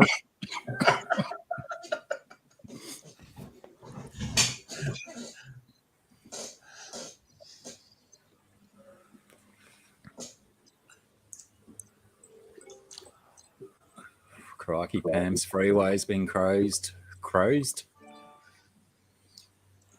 I'm gonna try and ignore all of my silly words that I say wrong from now on, because they're coming at such a high frequency that I should just ignore them and breeze past. No, take notes. Do it a dictionary according to Blacky. Blacky's tired tongue.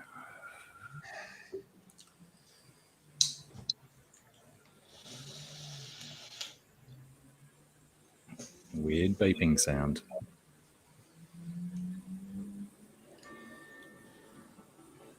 You hear that beeping sound? It's so much beeping. No, I've got a that sounds like a phone off the hook. Which possibly may mean that Mum might have been on the telephone to someone and has fallen asleep while she's on the telephone, and the other person's worked it out that she's fallen asleep, so they've hung up on her. That thing? No, ours is a long, slow beep once you're off. It goes doot, doot, doot. Oh, that one. Yeah. Maybe somebody's broken into the fence line. They've broken in. Get the shotgun. Oh, speaking of fence lines, how good was the bloody what's his name from Parks and Rec? His episode of Last of Us. Pretty rad.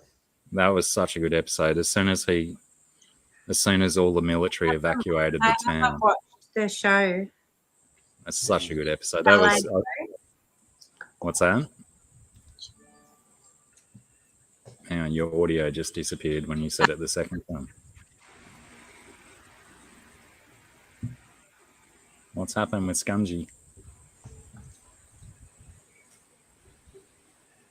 What did you say, Scungy? Say it again. Let's try again.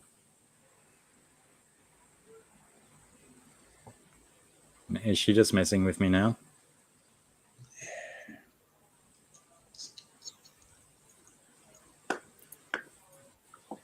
But also, my computer keeps on coming up with its little thing as if I'm asking it questions.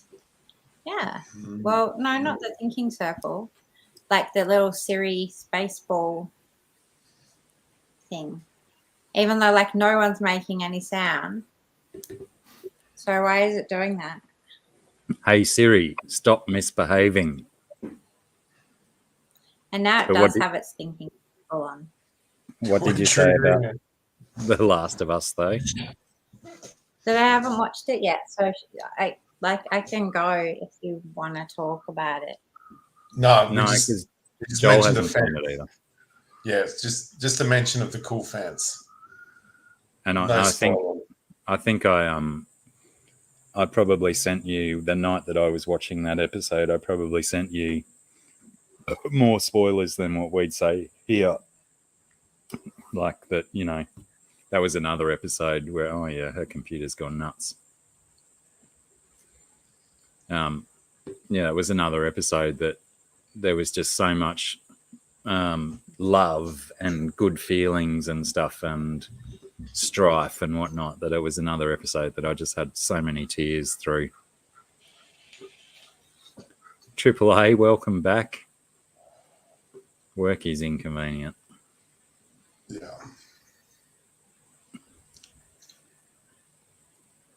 Can we start again? What do you do for a crust, Triple A?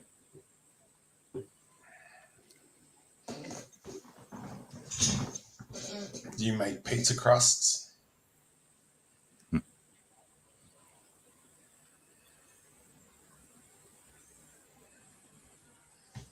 There's actually a really cool song called Sorry I Am Late. Let me look it up and I'll put it in the comments.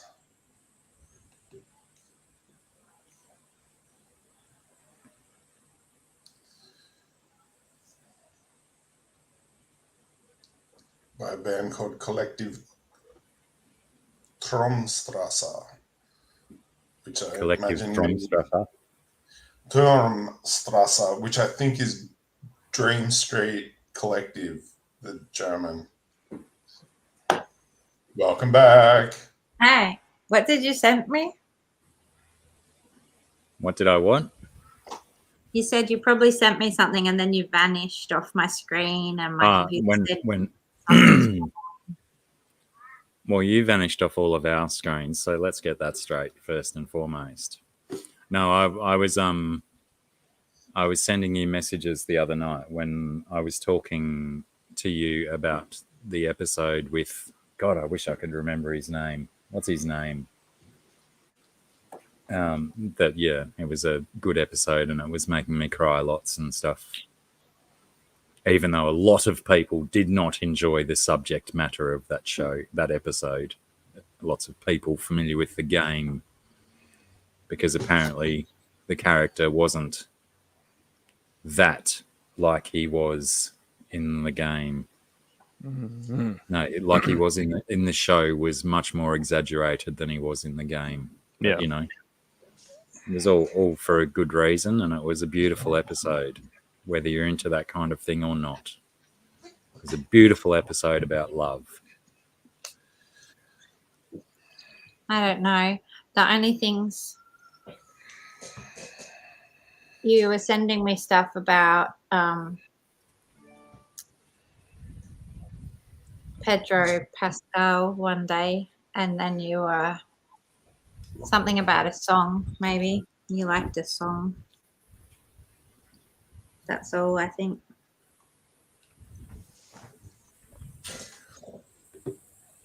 No, I was sending you other stuff as well. Because I remember, because in the message I could actually remember old mate's name, and I sent you his name. Offerman. What's his name? Nick Offerman.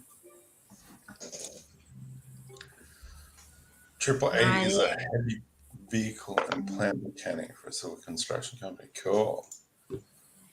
I like big vehicles.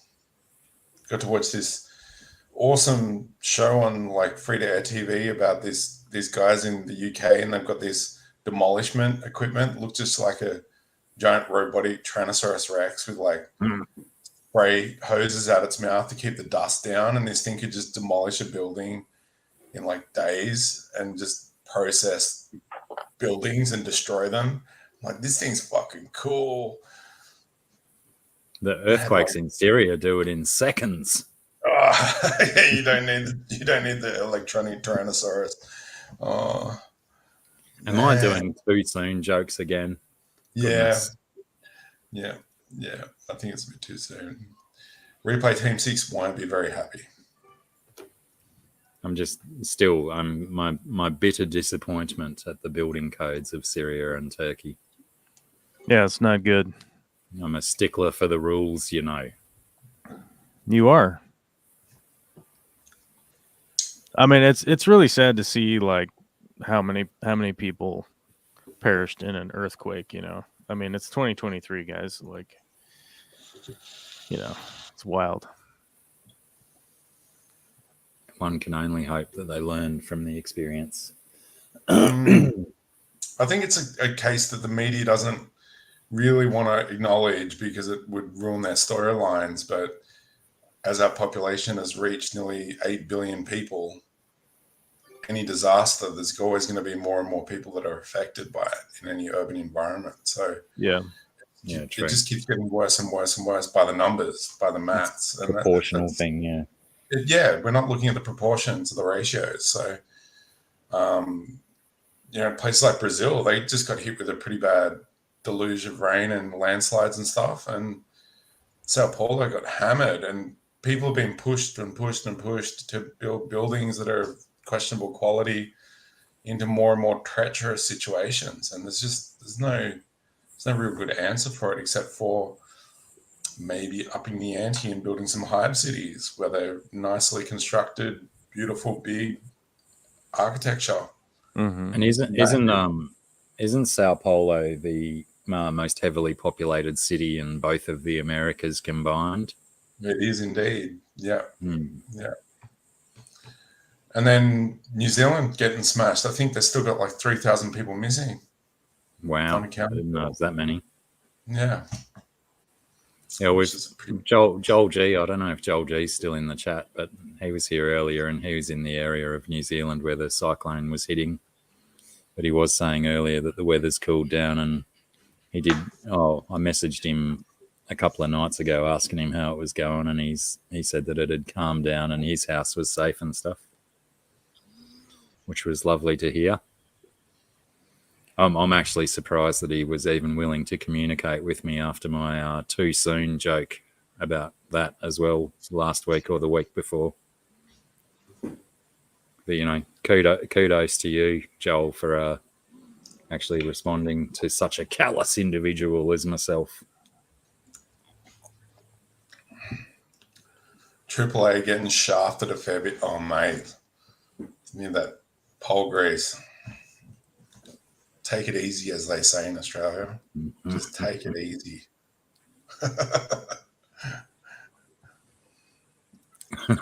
Gaffer, too many long-haired people on panel. I'm gender confused. Lucky we all wear beards. Yeah. Oh, except for Sarah. Sarah doesn't wear a beard. I have a very small little beard.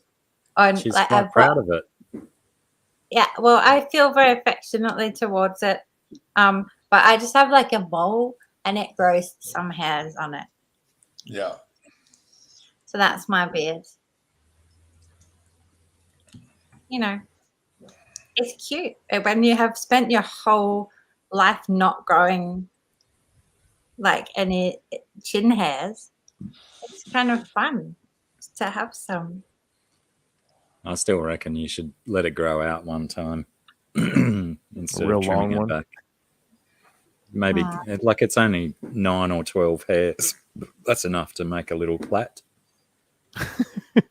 Yeah. Well, like it's funny because it started out, it was just one hair, and it was just one of those overnight hairs that would just like come suddenly overnight. You have a really long hair. But over the years, it's gathered some friends to it. Trash Cat says she adores her beard as well. So, these ladies with beards should unite and be proud of your beards in this day and age of gender equality. Yeah, I saw a bearded lady at the Peaches concert. That was quite like, what are you? Oh, you're just a human being. Okay. Yeah. No problem. Yeah, no, exactly. I've met ladies with beards before. Yeah. But I don't know if I've met them, but I've certainly seen them. There's a couple in Mullum that have quite vigorous facial hair that are definitely women. Thank you, Kiwi Mamo. Okay, so lots of people without communication. Yeah, I heard your new Prime Minister talk about how they're rolling out Starlink emergency beacons to fix that situation, because we in Mullum we lived through some pretty savage times as well. But that Starlink emergency kit has about 1,000 channels for it, so that'll be deployed in town centres around your country, and you'll be able to get online and message your family and friends. Yeah, it's handy that that we're learning, that we're having these natural disasters, and every time one happens, the powers that be are learning more effective ways to deal with it as we go. Absolutely. And then obviously sharing that knowledge with other people who are going to who experience the same traumatic incidences as well.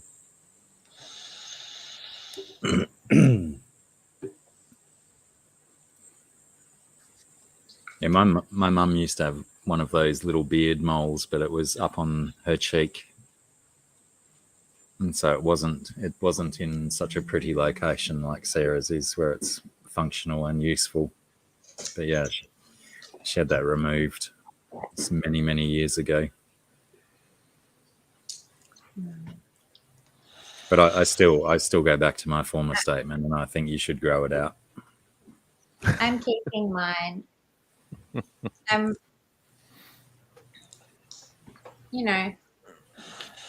might. It's just that growing out phase, There's always that in between bit. Yeah, I can totally identify with that, for how terrible my hair looks when I start growing it from short to long. That first few months is appalling to look at. Yeah. You just got to push through. Yeah. I'm due for a trim. It's getting too long, but I like it. Can't get rid of it. I would never expect you to get it removed, because it's become part of us as well. Yeah. I like to stroke it. I like to run my fingers through Sarah's beard. I do too. How else can you feel like, wise if you don't have a beard to stroke? Gotta fondle your beard if you want to feel those wisdom feels. That's why Joel's ranked 123. He's got a beard. He gets to play risk and gently stroke his beard. Strokes his beard while he contemplates his next half a dozen moves. Yeah, crushing these dorks. Will I conquer America first? Will I conquer? Do they still use the old original board game map, or have they updated it? That's one of the maps. There's like, oh, okay. There's multiple. I don't know how many maps there are now. Probably like 50. I don't know. 30 at least. I don't know. Yeah, right. They have all these like expansion maps. So currently, I've been playing what's called Europe Advanced. So it's like all of North Africa, all the way through Russia, through to Eurasia, UK, everywhere. Yeah. Mm-hmm. I've been playing that map a lot, and it's been frustrating lately. But it is what it is. So it's hard because so it's weird because so Risk is like difficult if you play against like really good players, right? Like people that are really good at online Risk. You're like, man, this is kind of rough, man, playing against people that are super good. But it's equally as difficult to play against people that are super bad also, because the people that are super bad, they typically suicide themselves. So they'll like get super frustrated right at the beginning of the game because something didn't go their way. And so they'll just slam all their troops into you and like screw up your game too. But recently there's been a big wave of people that just quit. If like their first turn goes bad, they just quit. They're like, fine, I quit. Does that- and they just leave. does that, you know, and you're like, Does that work well for your stats, or does it not do anything at all? Does it still count as a victory? well, I mean, if you kill all the players, it still counts as a victory. But like, so the higher the rank of the players that you play against, the more points you gain for defeating them, right?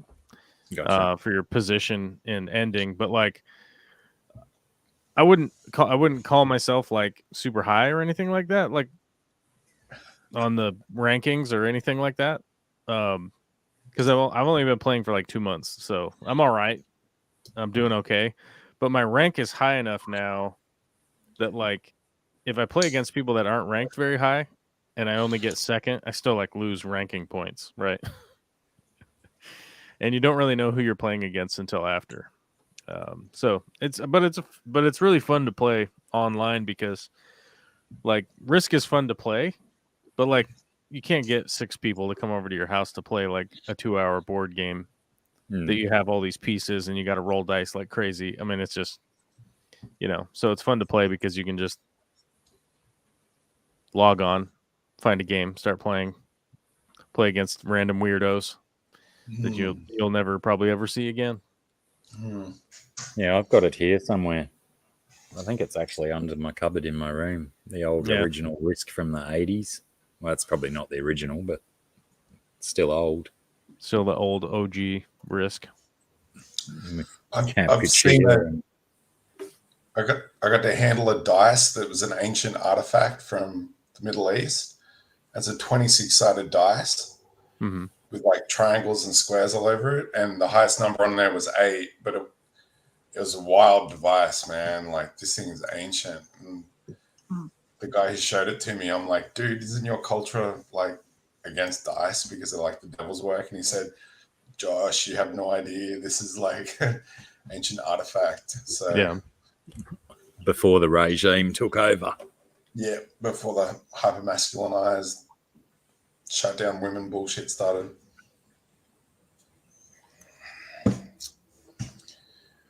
And with that, I must get some beer.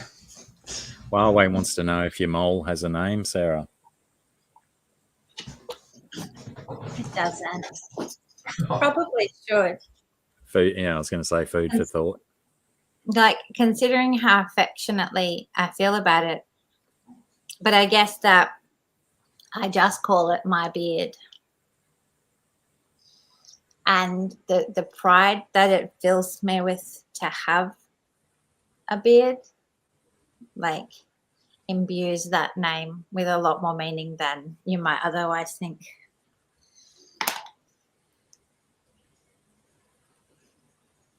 But yeah, you can't just go with beardy or something like that. It's just way too simple.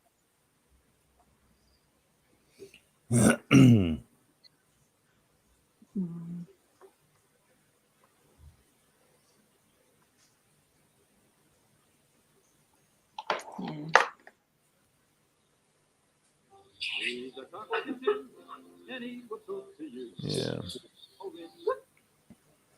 I'm scrolling through the chat and see if I missed anything. I didn't see anything I missed here.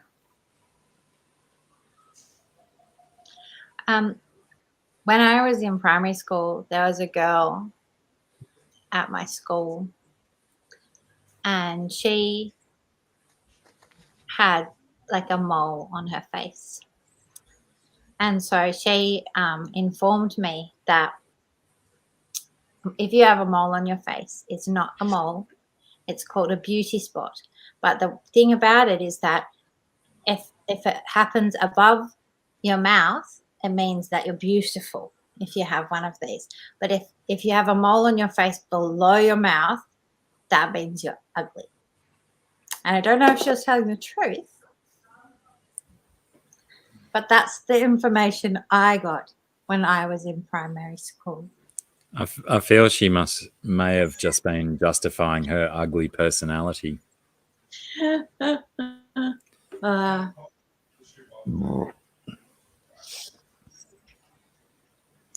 know, it was fine. I think even as a primary school kid, I wasn't, you know,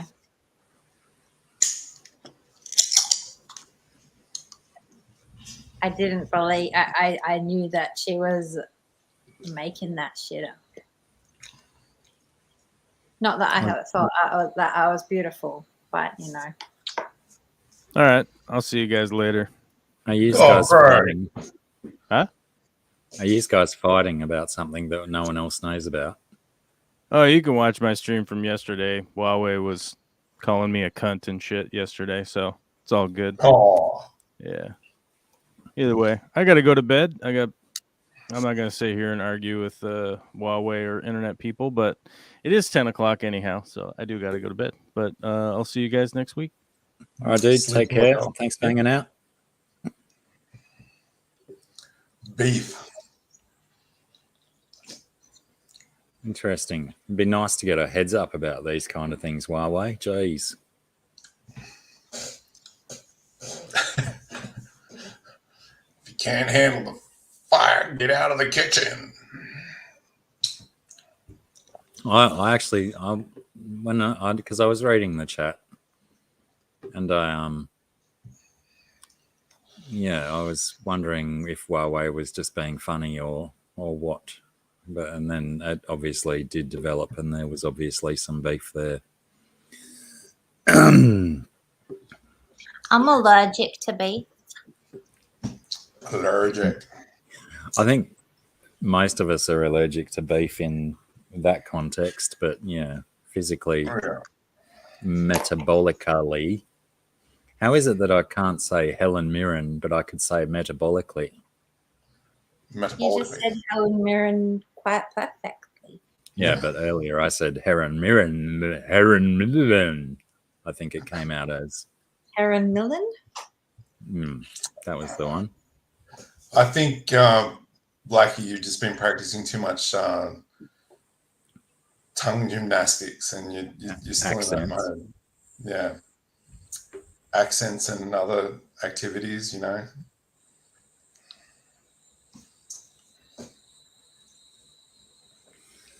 I wouldn't be so sure. Yeah, no. Oh, that's a bit harsh then. He called Mike a scammer and said, don't give to Mike. Oh.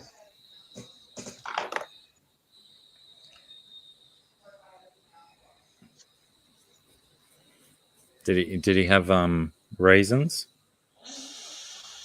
Or is maybe him and Mike have had some history as well, perhaps. Anyway, let's get past it and not dwell on it. Let's get Sarah to hold that up again so we can actually see it this time. I saw your pieces in the IGA. I was like, hell yeah, the IGA's become an art gallery. I need I'll to just pick up my organize. groceries and buy some art. Fuck yeah. And did you? Why not? So they had like the idea, and they reached out to me and asked if I will put some up there, because they wanted to make it like a, you know, thing. But yeah, I haven't been back in. I know, like the first week I went in and they'd sold something, and they just gave me the money. But yeah, I haven't gone back in to see.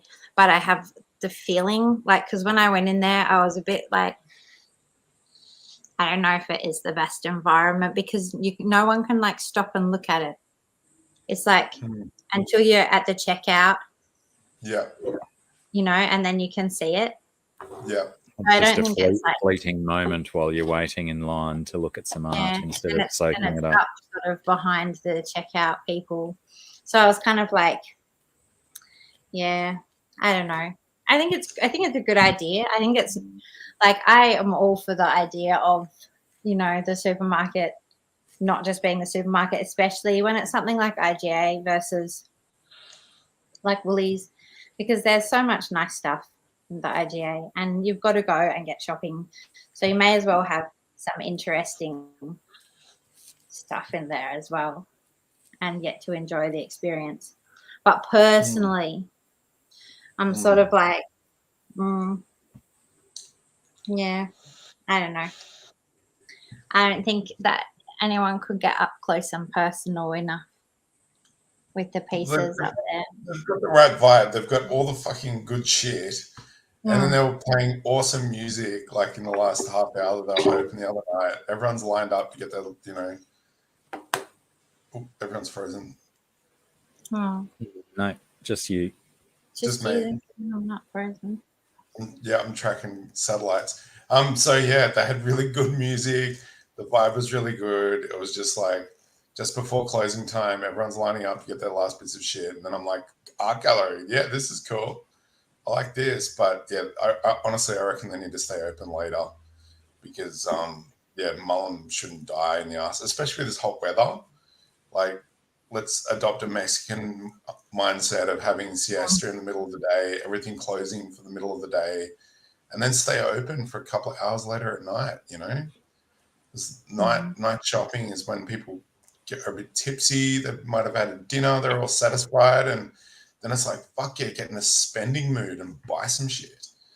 Buy some good stuff. I mean, well, I always like it when shops are open late and you can go in. It used to be, I don't know how long you've been in Mullum, but like in the old days, it was like, you know, close of business, everything was shut Saturdays and Sundays. It's just like a ghost town, you know, and there was never anything that was open late. And yeah, it was crazy and when even most of your shops wouldn't open on a Saturday morning, and it was only like 3 or 4 shops that would be opened until 12 like the o'clock bakery on and the news Saturday. agency. Yeah. And there will be no cars. Like there will be like 3 cars parked in the whole of Mullum on Saturday morning or something. Yeah.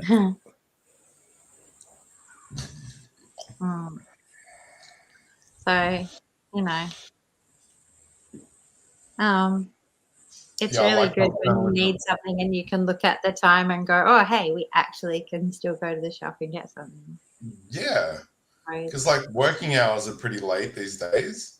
Like what happens if you're working up until, you know, the time that everything shuts? It's just ridiculous. Like supermarkets and things like that are service industries. They should stay open longer because they make so much more money, you know. Those late night last minute decisions, there's a lot more spontaneity at play rather than the whole I'm the sort of person that gets up at 9 o'clock in the morning to go to the supermarket and I have my shopping list and I'm sticking to the rules, you know. Late night, you could have had a beer in the afternoon or a beer or two and go, oh yeah, I'm going to the shops. I'm going to splash out. I'm going to buy some scungy princess artwork. Fuck yeah. So when have you been given a time when you've got to pull your artwork out of there?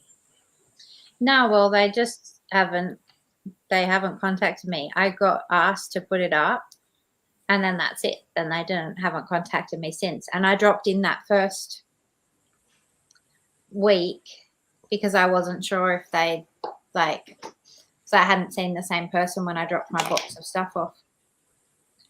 And yeah, they'd already put it up and they gave me some money. And that's the last time I've talked to them or been in there. So I don't know, but I feel like it's been there long enough and I'm ready to bring them home. Do you feel that whoever's left? Do you feel that it's been there long enough that Z-Beam should have already made a purchase by now? I just feel like, yeah, I mean, obviously, I feel like it's been there long enough that if it's there any longer, it just becomes a fixture, doesn't it?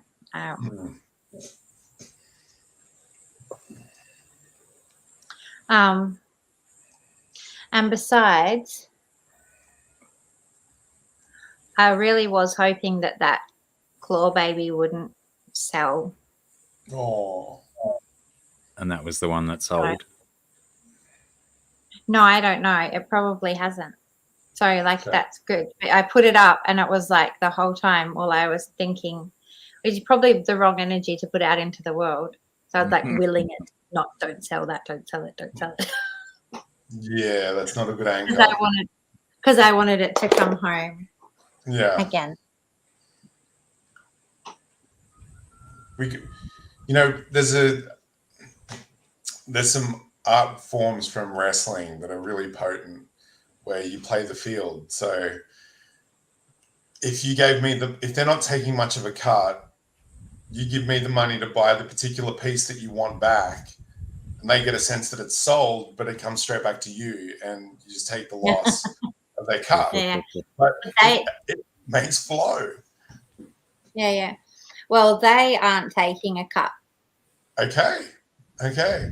So if there's one That that was you their want whole back, thing, is that they wanted to do it for the community. That's what they said to me. They said they wanted to start something new to do, to offer to the community for people to sell it. They don't want to take a cut.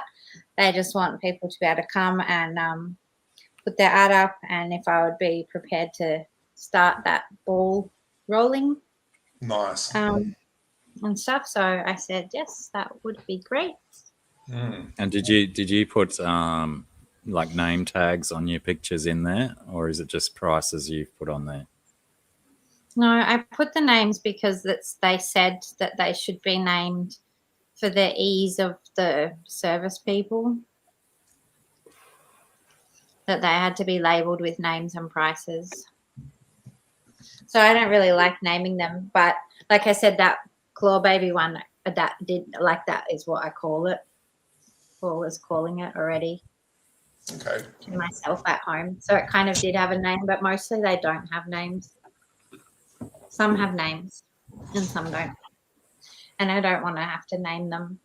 And sometimes I wonder, like, say I've got this one up here just above my computer, and it's called Shelby, and I like it and I think of it as that and I call it that all the time, but I don't know if I like put it to somebody else, would I be calling it that? Or would that change their interpretation of it?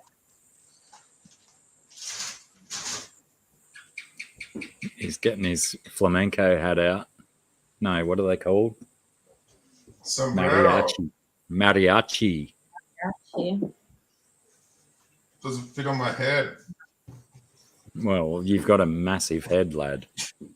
No, I can't rate that. Bring, dling, dling, dling, dling, dling, dling, dling, dling, dling.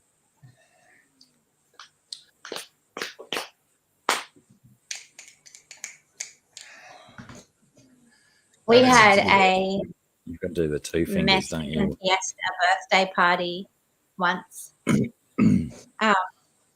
for my kids. Cool. And it was fun, but the funnest part was like my little baby running around with a little fake moustache on. Oh. He was pretty cute and funny. Cool. And I tried to make a piñata cake where you like make a big chocolate case that you have to crack open and then it's got all stuff inside it. But I didn't succeed. So instead, all of the kids gathered around in a ball of kids and tried to pick the chocolate off the inside of the bowl where it had stuck. Okay. So it was still fun, but it wasn't very like Mexican. Okay. Wasn't piñatery. No, it wasn't. But we did have a piñata in the tree. But that might have been the one that I decided to fill up with crystals instead of lollies. And then we lived out in the bush and they smashed the piñata and it went everywhere. And then the crystals were lost in the garden. And hardly anyone could find them again. Blessings to the earth. Yeah. I thought I lost one of my earrings, my opal earrings, and I found it the other day, but it had caught some storms and some major sun rays, and it killed the opal pretty bad. I'm like, damn. Dang, homie. Yeah. Senor Josh. Yeah. My Mexican name is El Toro Sentado. The bull and the crab. Bull No, that sits. centaur. Sentado. Because I was playing World of Warcraft with Mexicans as Sitting Bull and American Indians, and I said, is it offensive that I've called myself Sitting Bull? And they said, no, because if you'd called it by the real name, and I said, what? El Toro Sentado? No, that's the Mexican name. The actual American Indian name is Tatanka Iotanka, and I would have got in big trouble if I called myself Tatanka Iotanka. But Lucky. using the white name, I got away with it. So I was Sitting Bull for many years.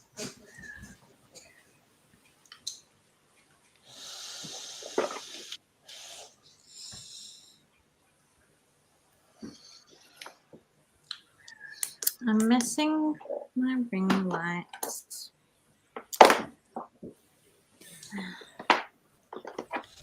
Can't see my drawing. But can we have a look anyway?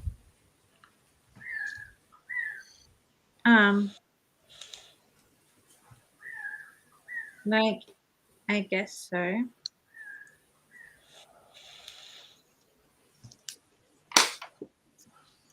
It's not very exciting. It's pretty cool. It's quite cool. Very cool. It was mostly because that was the piece of paper that I could reach out and get from where I was sitting without having to do anything else. Just need to reach around, Sarah. Yeah. Didn't want to reach around too much.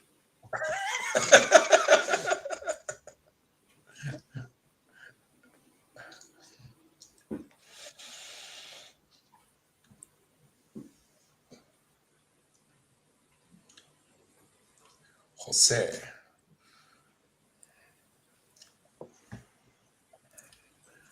The only Jose that I know is the Bong Jose.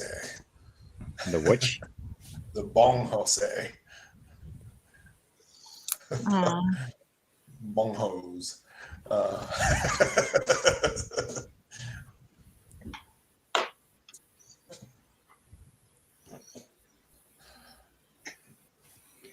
Hey, guess what?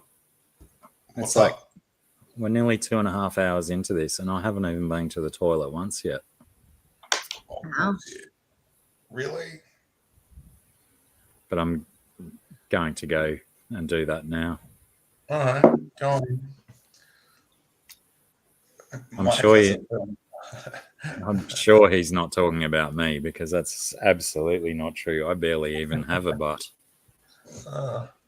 My lower back just magically becomes my upper legs. There's no butt there. And after years of dealing with seeing my parents' butts on a regular basis, it's quite clear to understand why I don't have one, because neither of them do either. So Mix-a-Lot wouldn't be very happy with you. No. Becky and her friends would not be looking in my direction.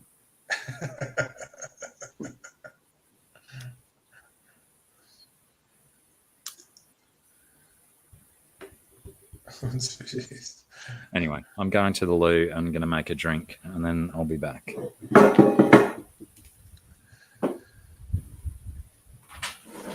What's a pit overflow? Is that like you piled it too high and it fell over, or? I don't have any. I have armpits actually.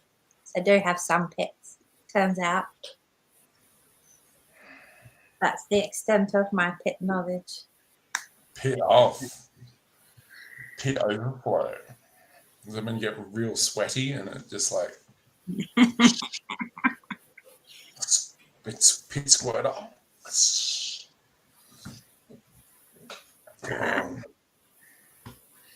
So a couple of weeks ago, I had a gum infection behind one of my teeth. I was really worried about it, and it moved to the next tooth. It was super painful. Then on the Monday, I tried to go to the doctor to get an appointment to get antibiotics, and the doctors were all booked out for 2 days. So I was like, well, fuck this. I'm going to the hospital. And it took me half an hour to just get looked at by a nurse. And before they would talk to me, they said, get on the scales. We want to do a weigh-in and see how heavy you are. I was like, why? And they said, just do it. Just get on the scales. And I got on the scales, and it registered 120 kilograms. I'm like, what the fuck? What's going on? I've lost. Why would they do that to you? They just wanted me to weigh in and see how much I weighed, and I was 120 kilos. Yeah, but you went in with a sore gum to the hospital. Yeah, they just not for fun. Were they just like, hey, would this be fun? Would you like to join us in this fun thing? Because they shouldn't do that. Do a weigh-in. We want to see what you weigh, and I weighed 120 kilos. I'm like, damn. And then I got to see the nurse about 5 minutes later, and he was like, gave me the good hospital grade Duofort antibiotics that are in pretty shortage, and I only took half the course before I felt good. So I've got the rest stashed in the fridge in case anything ever comes up, because they're highly valuable. It's like a global shortage of good antibiotics. But yeah, 120 kilos. So basically muscle mass weighs about 1.5 to 2 times as much as fat does. So from doing lots of weight training and eating well, like lots of protein, I've massed up quite a bit. Okay. Environmental incident. I maxed out at 127 was my most. And that's when I was working in a warehouse and I had lots of muscle and stuff. I was still very fat as well, but I had definitely had muscle from all the factory work, the warehouse work. Yeah. But yeah, when I went into the doctors to have my stitches taken out of my back, they must just be standard practice, because the nurse was like, oh, we haven't taken your weight or your blood pressure for a while, so let's do those. Yeah. And yeah, so I think it's just a regular thing that they need updates if they want to keep accurate files about your general Yeah, but like health. say I've never been weighed when I've gone to emergency for anything at all. I got weighed for my pre-employment medical, because it was a comprehensive medical where they did all sorts of stuff. So they took my height and they took everything. And apart from that, they've only weighed me at the doctor during my pregnancies as part of, because they tick off so they can check like how much weight, I guess, you're gaining. Yeah. Or in my case, not gaining. I had this wonderful phenomenon of being pregnant where because I could never eat during pregnancy. So I would end up at the end of my pregnancy, like weighing the same as at the start of my pregnancy, even though I had a whole baby and everything else in there. But then what would happen is when I'm breastfeeding, then I gain heaps of weight. And probably because I have like not eaten for 9 months probably. Yeah. But yeah, those are the only times that like they've never been asked to be weighed. Maybe they know it's a more sensitive issue for the ladies, so they only impose it upon the men. Yeah, but if it's required, it's required. And like there's certainly a lot of there's a lot of things at the doctor. I've had issues depending what doctor I've seen. Just some of them, well, they just make assumptions about you if you're a weighty individual, I guess. I think I've received not very good care in some instances, and a lot of stuff where they just jump to things and they just go, because I have a lot of health stuff going on. And to be honest, at the moment, that's not something that the doctors have said, because also I've had a lot of issues with being able to lose weight and gaining weight on account of the stuff that I've got going on. But in the past, there have been a lot of things where doctors will just put stuff down to, well, it's probably just because you probably don't know anything about nutrition. You're probably completely unfit, you're probably all these things. And so those are going to be the only reason why whatever you have going wrong is wrong. So it's all just like your fault. And maybe you should, and they'll say really dicky things like, make little comments to you about, but what you don't realize is that like all food contains sugar. So when you buy this thing it's like, fuck off. I know that I like am not slim. Like I've never been, even when I've been at my most absolutely fit and healthy in my life, but I know a fucking bucket load about nutrition. I've been vigilantly to the point of it actually being like, and I go around with friends of mine who look, slim and are healthy and going, and they will eat things and make choices that like I wouldn't make. Like oh no, I can't eat, I can't eat. I'm with my kids, been so vigilant. And so it can be really frustrating to go in and have a whole lot of assumptions and not get proper treatment. Yeah. Just because you're fat.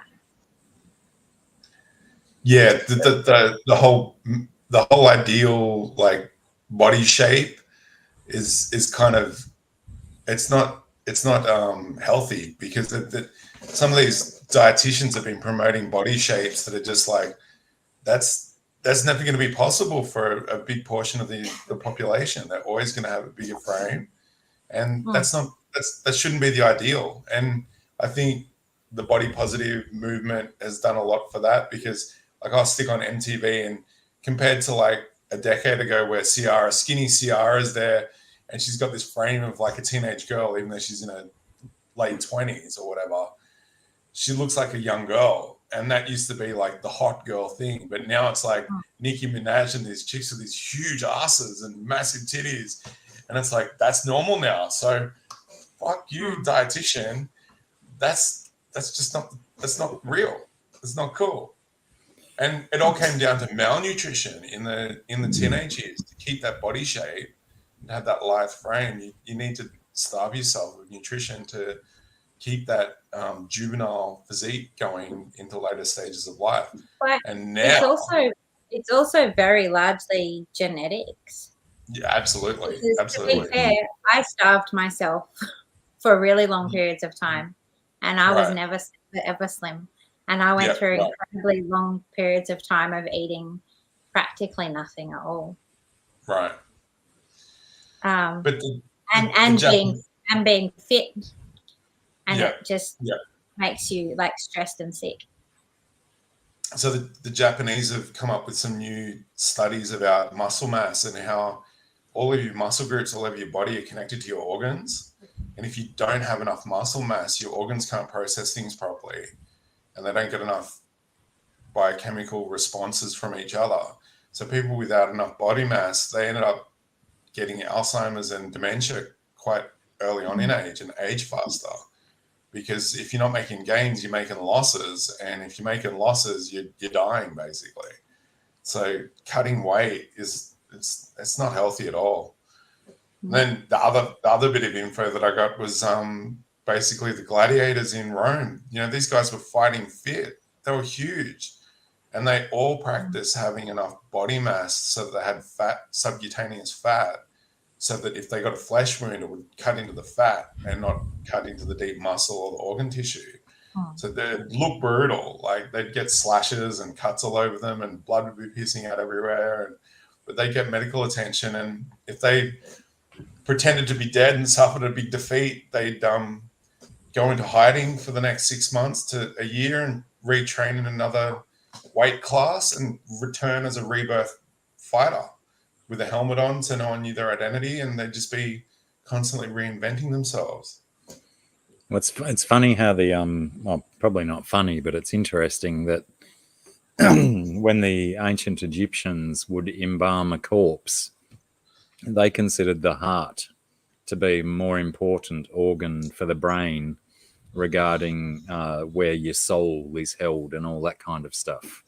Yeah. And now modern science, like you were saying, is finding all of these, neurological and other tie-ins between all of the different systems in the body that it's not just a brain that rules the body. It's all of these interpersonal communications going on between all the different systems and bits of the body that there's make so up much. everything. Yeah. Well, they reckon, is it like the heart has, it thinks and navigates its own things separate from just what the brain tells it. It's actually got Absolutely. It's feeding back off all this other information that it's receiving from everywhere else. Yeah. And the the gut biome stuff that they're discovering, that the bloody all the creatures that we've got inside our gut, they've got their own communication system with our brain and whatnot. So obviously there's going to be a hell of a lot more of that going on throughout our entire system. Absolutely. So Trash Cat says G-Hop Cutie and I are coming over to party. Fuck yeah. Welcome to the Byron Bay region. Get over here. Come make a pilgrimage to the hottest place on the planet at the moment. It's fucking hectic. Bring lots of money. It's fucking expensive. But yeah, guaranteed to have a good time over this way. Yeah, still so much more to learn about this human body of ours, isn't it? Yeah. The vagus nerve. Check that one out. They were performing vagal lobotomies on a lot of people for a fair while because of gut problems and terrible results, because there's this nerve fiber bundle that goes from your gut to your brain, and it's super important. Anyway, back in a sec. RG. Yeah, I pretty much do that as well, Hood. I'm 1 meal a day, 1.5 meals a day max. But I clearly don't exercise enough. But I think 1 meal a day is plenty for most of us in our sedentary lifestyles.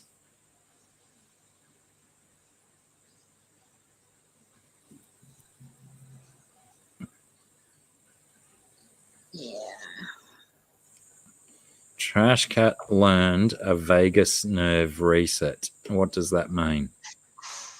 Mm-hmm.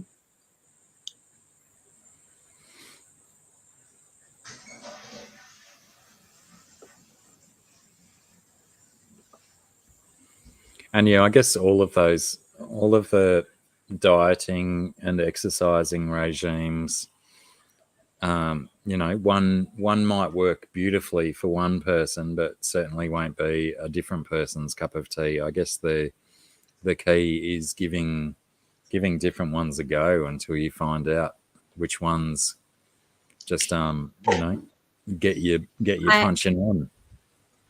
I personally think, like, don't do stuff that makes you feel good, and that doesn't just mean indulging. Like, you should exercise and you should eat good food. I mean, I don't have room to eat shit food in my personal experience, but I just think that the whole mindset of going, I'm going to try this diet now and see if this works to make me, lose weight or have this better body, that is fucked. That's the shit that has to go.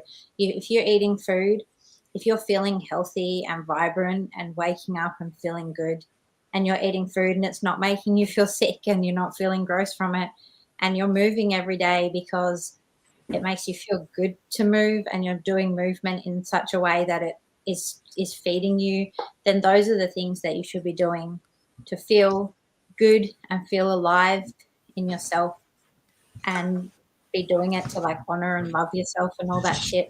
And as far as all of the diets that try this one and try this way and limit yourself in this way and do all that stuff, I think that whole shit is unhealthy for your like mind and self-love. And I think that any of those things,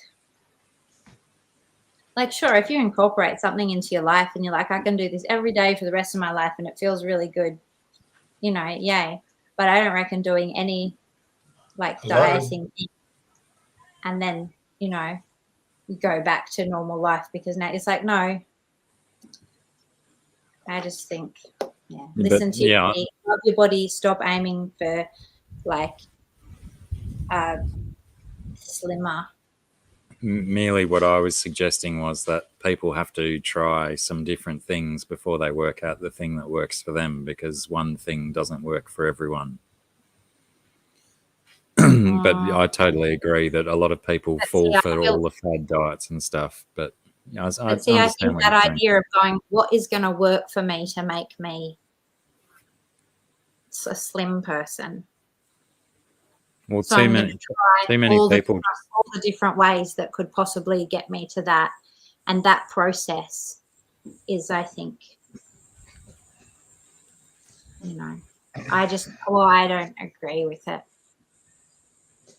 Well, there is also that issue that too many people are willing to just fall for every single fad that comes along.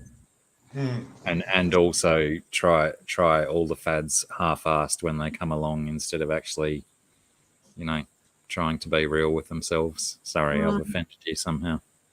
No, I just think I don't think it's it's all of it. I'm probably just not conveying it well enough. And I might be coming from a more emotional place, because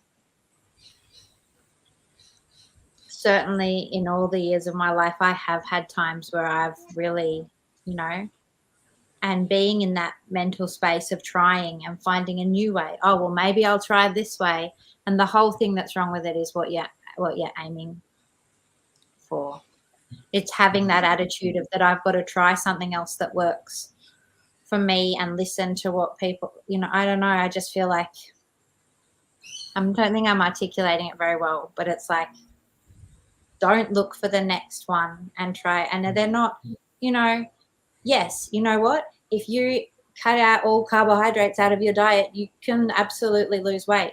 If you cut out calories and you don't eat calories, you can lose weight. If you do intermittent fasting and you don't eat for hours and hours a day and you only eat this much food at this time, you can lose weight. You can lose weight, but what other effect will it have on you? And how will you be later? Because it's not just I'm losing weight now and I'm in weight loss, and then what happens after that? And what sort of mind frame are you in? And how much are you hating on yourself to make the decisions and to keep chasing this thing versus, choosing to just love and nurture your body. Yeah. And love who you are. And you'll find that the more you're getting into that space, the more that you're making choices that are better for you. And the more you're listening to your body, you're making better choices. And then you might not go, in 6 months I lost this many kilos, and it's but what might happen is you might change your lifestyle, you might feel a lot better, and however many years down the road you might realize I'm so much happier and healthier than I was all those years back when I was hating myself and chasing a fucking diet to go on to make me get slim and get perfect and become what I want to be, instead of loving and treasuring what I am. Maybe. Yes. Absolutely. I get you. Yes, well said. Yeah, well said. I'm sorry if I being too No, you're getting a lot of support in the chat for what you're saying, and it is very clear what you're saying is accurate. I think we've got it rolling in as well, Craig, because it's getting darker and the wind is picking up. It's getting pretty wild out here. And the screen keeps wobbling, which means my camera is wobbling as the wind rolls in. Well, I just got a phone call from a friend. They're bringing over some beers. No, not friends with beers. Oh, no one likes them. No.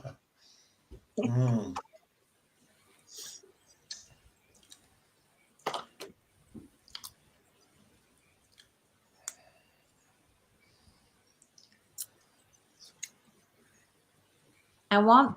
It was Trash Cat calling you. She's on her way with the beers. Where is Trash Cat located? US. US. Wow, that's a bit of a mission. See you in a It's couple a long of days. swim. Oh yeah. I'm only assuming that I'm fairly certain Trash Cat's US. Trash Cat will have to correct me if I'm wrong, or get us a more precise location.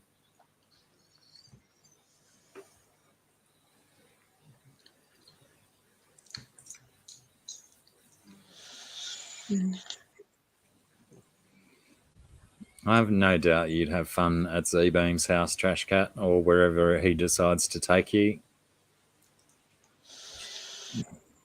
I don't think I've ever been to Z-Beam's house once and not had fun. Yeah. TV's gone all right. The painters moved it and unplugged it, and they didn't plug it back in. I was like, fuck you guys. Fucking mad mission to try and get behind the TV, and I went behind the TV, and guess what? The fucking wall was wet paint, wasn't it? You leaned on it. I just put my hand on it, so I fucked up. Anyway. It'll be a memory in the future when you find the handprint. I got painted over. It's all right. Oh, right. Fixed up. Yeah. Pat from New Zealand fixed it up. Yeah. Made some new friends. We got our walls painted thanks to insurance, and we sold some jewelry. It was good. Nice. A double-edged sword. Yeah. As my flambeau is a double-edged sword.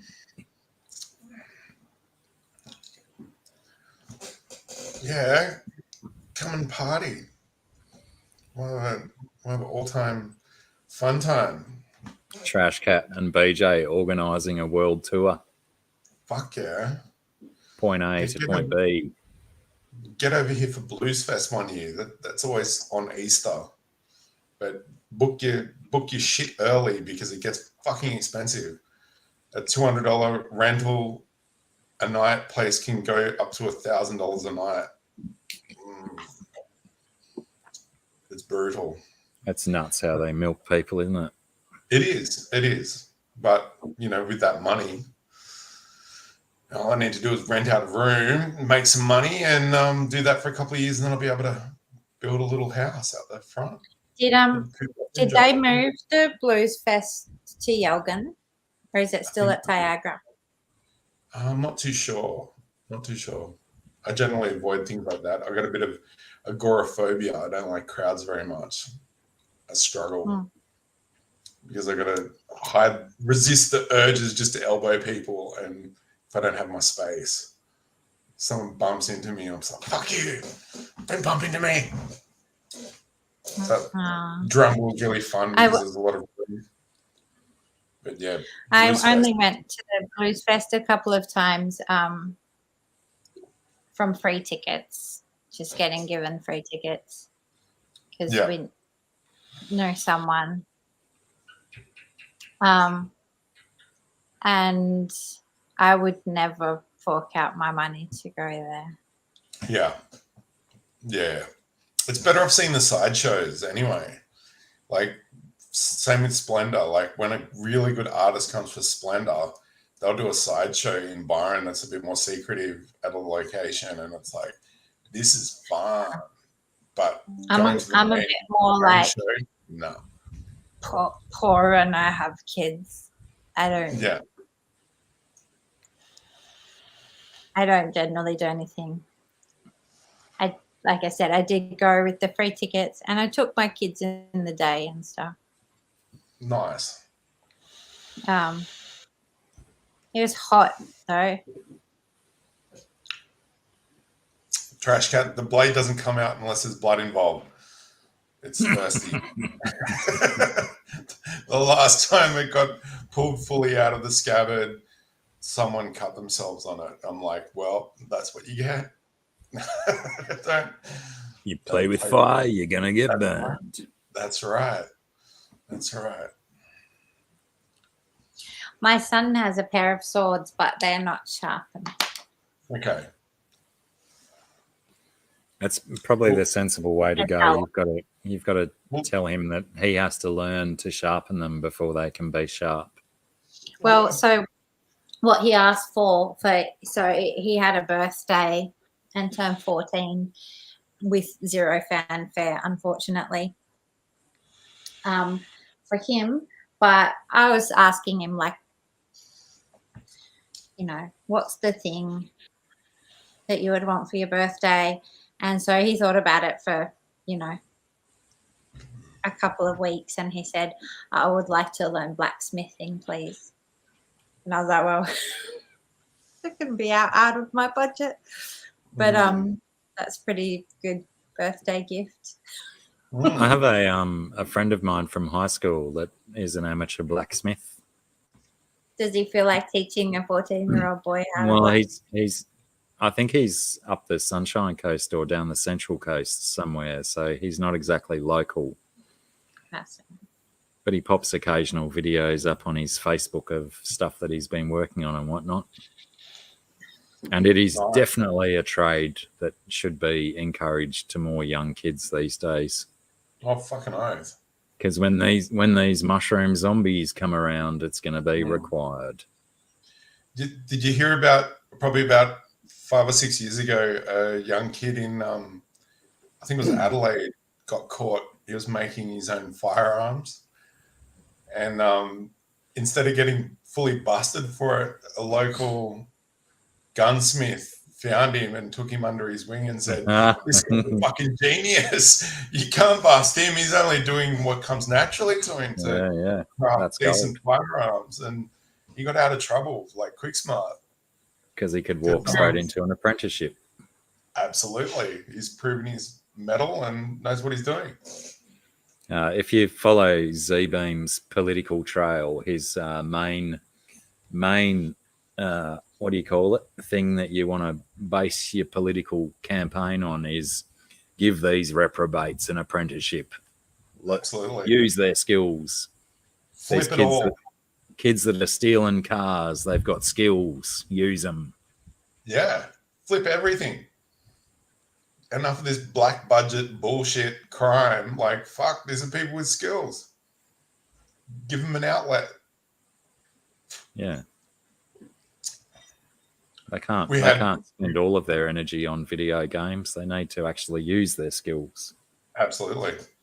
We had on Channel 9 the other day, a Greens minister turn up and say, look, let's flip the illegal marijuana trade in Australia. And he was quoting stats like 70% of Australians are all for full legalization of weed and how everyone should be able to grow it and make money and just tax commercial sales of it. And we'd have $17 billion a year pretty much turned from black budget into above board taxation money to build hospitals, build schools, fund things.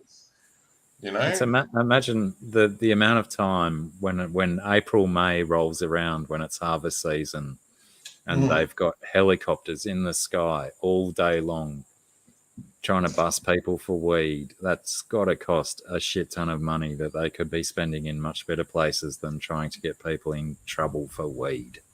Absolutely. Does not make sense. Plus all of the man hours, not only the dudes in the helicopters, but all the feet on the ground as well. They use so many people. It's a game. They're playing chasey, baddie, goody games, and it's just like, this is just childish. Because if you got all that guy's in prison for growing weed to be growing weed and paying tax, there's so much potential to be cleaning up rather than making messes. Because I think a lot of people that are growing weed, if they were offered a legitimate way to do it, and you know, if the worst of it was that they had to pay taxes, I'm pretty sure most of them would just comply and still grow their weed and pay their taxes. Absolutely. Money does grow on trees. Oh, apparently. It's just the powers that be have been repressing the fact. Yeah, money talks, Cody. That's the damn straight truth. It's hard to miss out on all that tax money. The government's begging for it. You know, they want to get the budget back in line. let's go one step further. I'm allergic to cocaine, but I'm all for legal cocaine. Like, seriously, ethical cocaine in Australia. Give it 10 years, it'll be happening. Because it's growing here. Plot twist. Yes, you can grow coca wherever you are. You don't need to be in South America to grow coca leaf. Just find the right channels and get yourself a bush and off you go. And away we go. Yeah, it's certainly growing not too far from here as well, which is, I mean, it's quite good to know as well, because back in like the 90s and early 2000s, when no one was growing it down here, by the time cocaine got to Australia, we were getting like the shittest, cuttest, downest, muchest coke. Most expensive too. And yeah, exactly, because it had passed through so many hands. Yep. And we weren't getting the true experience. And now you can find locally grown stuff that hasn't passed through so many hands. And, you know, maybe just, I'm speculating, purely speculating, maybe when you get your hands on some local stuff, it's pretty decent. Speculation. Just speculation. Yeah, someone got done in Lismore just pre-flood. So pre-pandemic, pre-flood. And he got done for extraction. So he had all the glassware or the lab gear to do extracts of cocoa. So there's enough leaf going around locally for him to be making kilos of powder. And he got done for it, which is sad because it could have been all clean above board. And as GRB says, increases productivity or at least energy levels. A lot more people be enthusiastic about their work if they had the Colombian some marching legal coke in their back pocket. Yeah. It's a lunch break, guys. Let's get on it. What did that mean, Scungy? You got to go? I'm going to go. Oh, hi. Yeah, I think we'll all go. Yeah. Yeah. Enough truth has been revealed. So much truth today. Yeah. Hi, boys and girls. Alrighty, everyone. I don't think I've mentioned Replay Team 6 today, but probably at almost 3 hours into the show, it's a great time to mention you lunatics. If you've lasted this long, you know who you are. Like, just never lick me. Trash Cat says, bye, Billy. And thanks all you viewers. They're saying goodbye to you. There's quite a few Bye-bye, people Billy. in the chat that have been here like since the very start and stuff. What was I going to say? I forget already. Well, Thanks everyone for watching. Thanks. I'm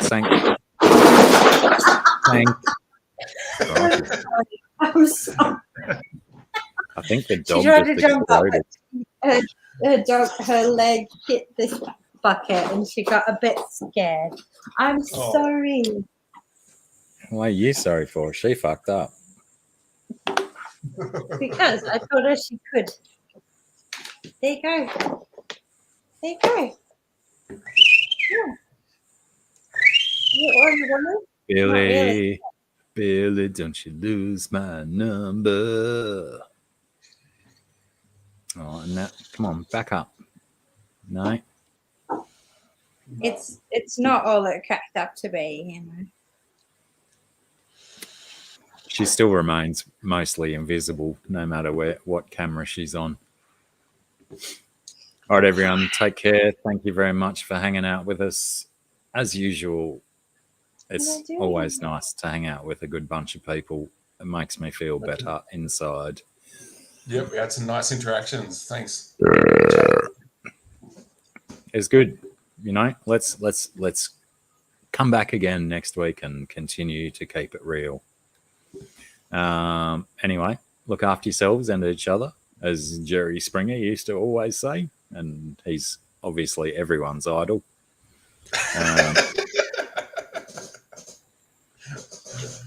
AAA watched the whole replay of the drinking game. I still get goosebumps and shudders when I hear people talk about that old drinking game.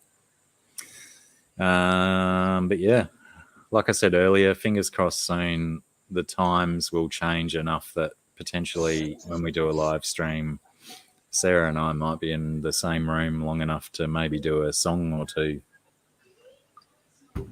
Someone was saying before you came up, Sarah, that I thought that we were going to do some songs and stuff today, but we got too busy talking truths. All right, everyone. Thanks heaps for hanging out. Take care of yourselves. Go and buy Sarah's art. She's broke. She needs more money. Go and buy a picture or something, please. That's as good as an advertiser as I am, even though I have a diploma in advertising and marketing. That's why I don't use it, I guess. All right. Take care, everyone. And as per usual, we'll see yous when we're looking at yous.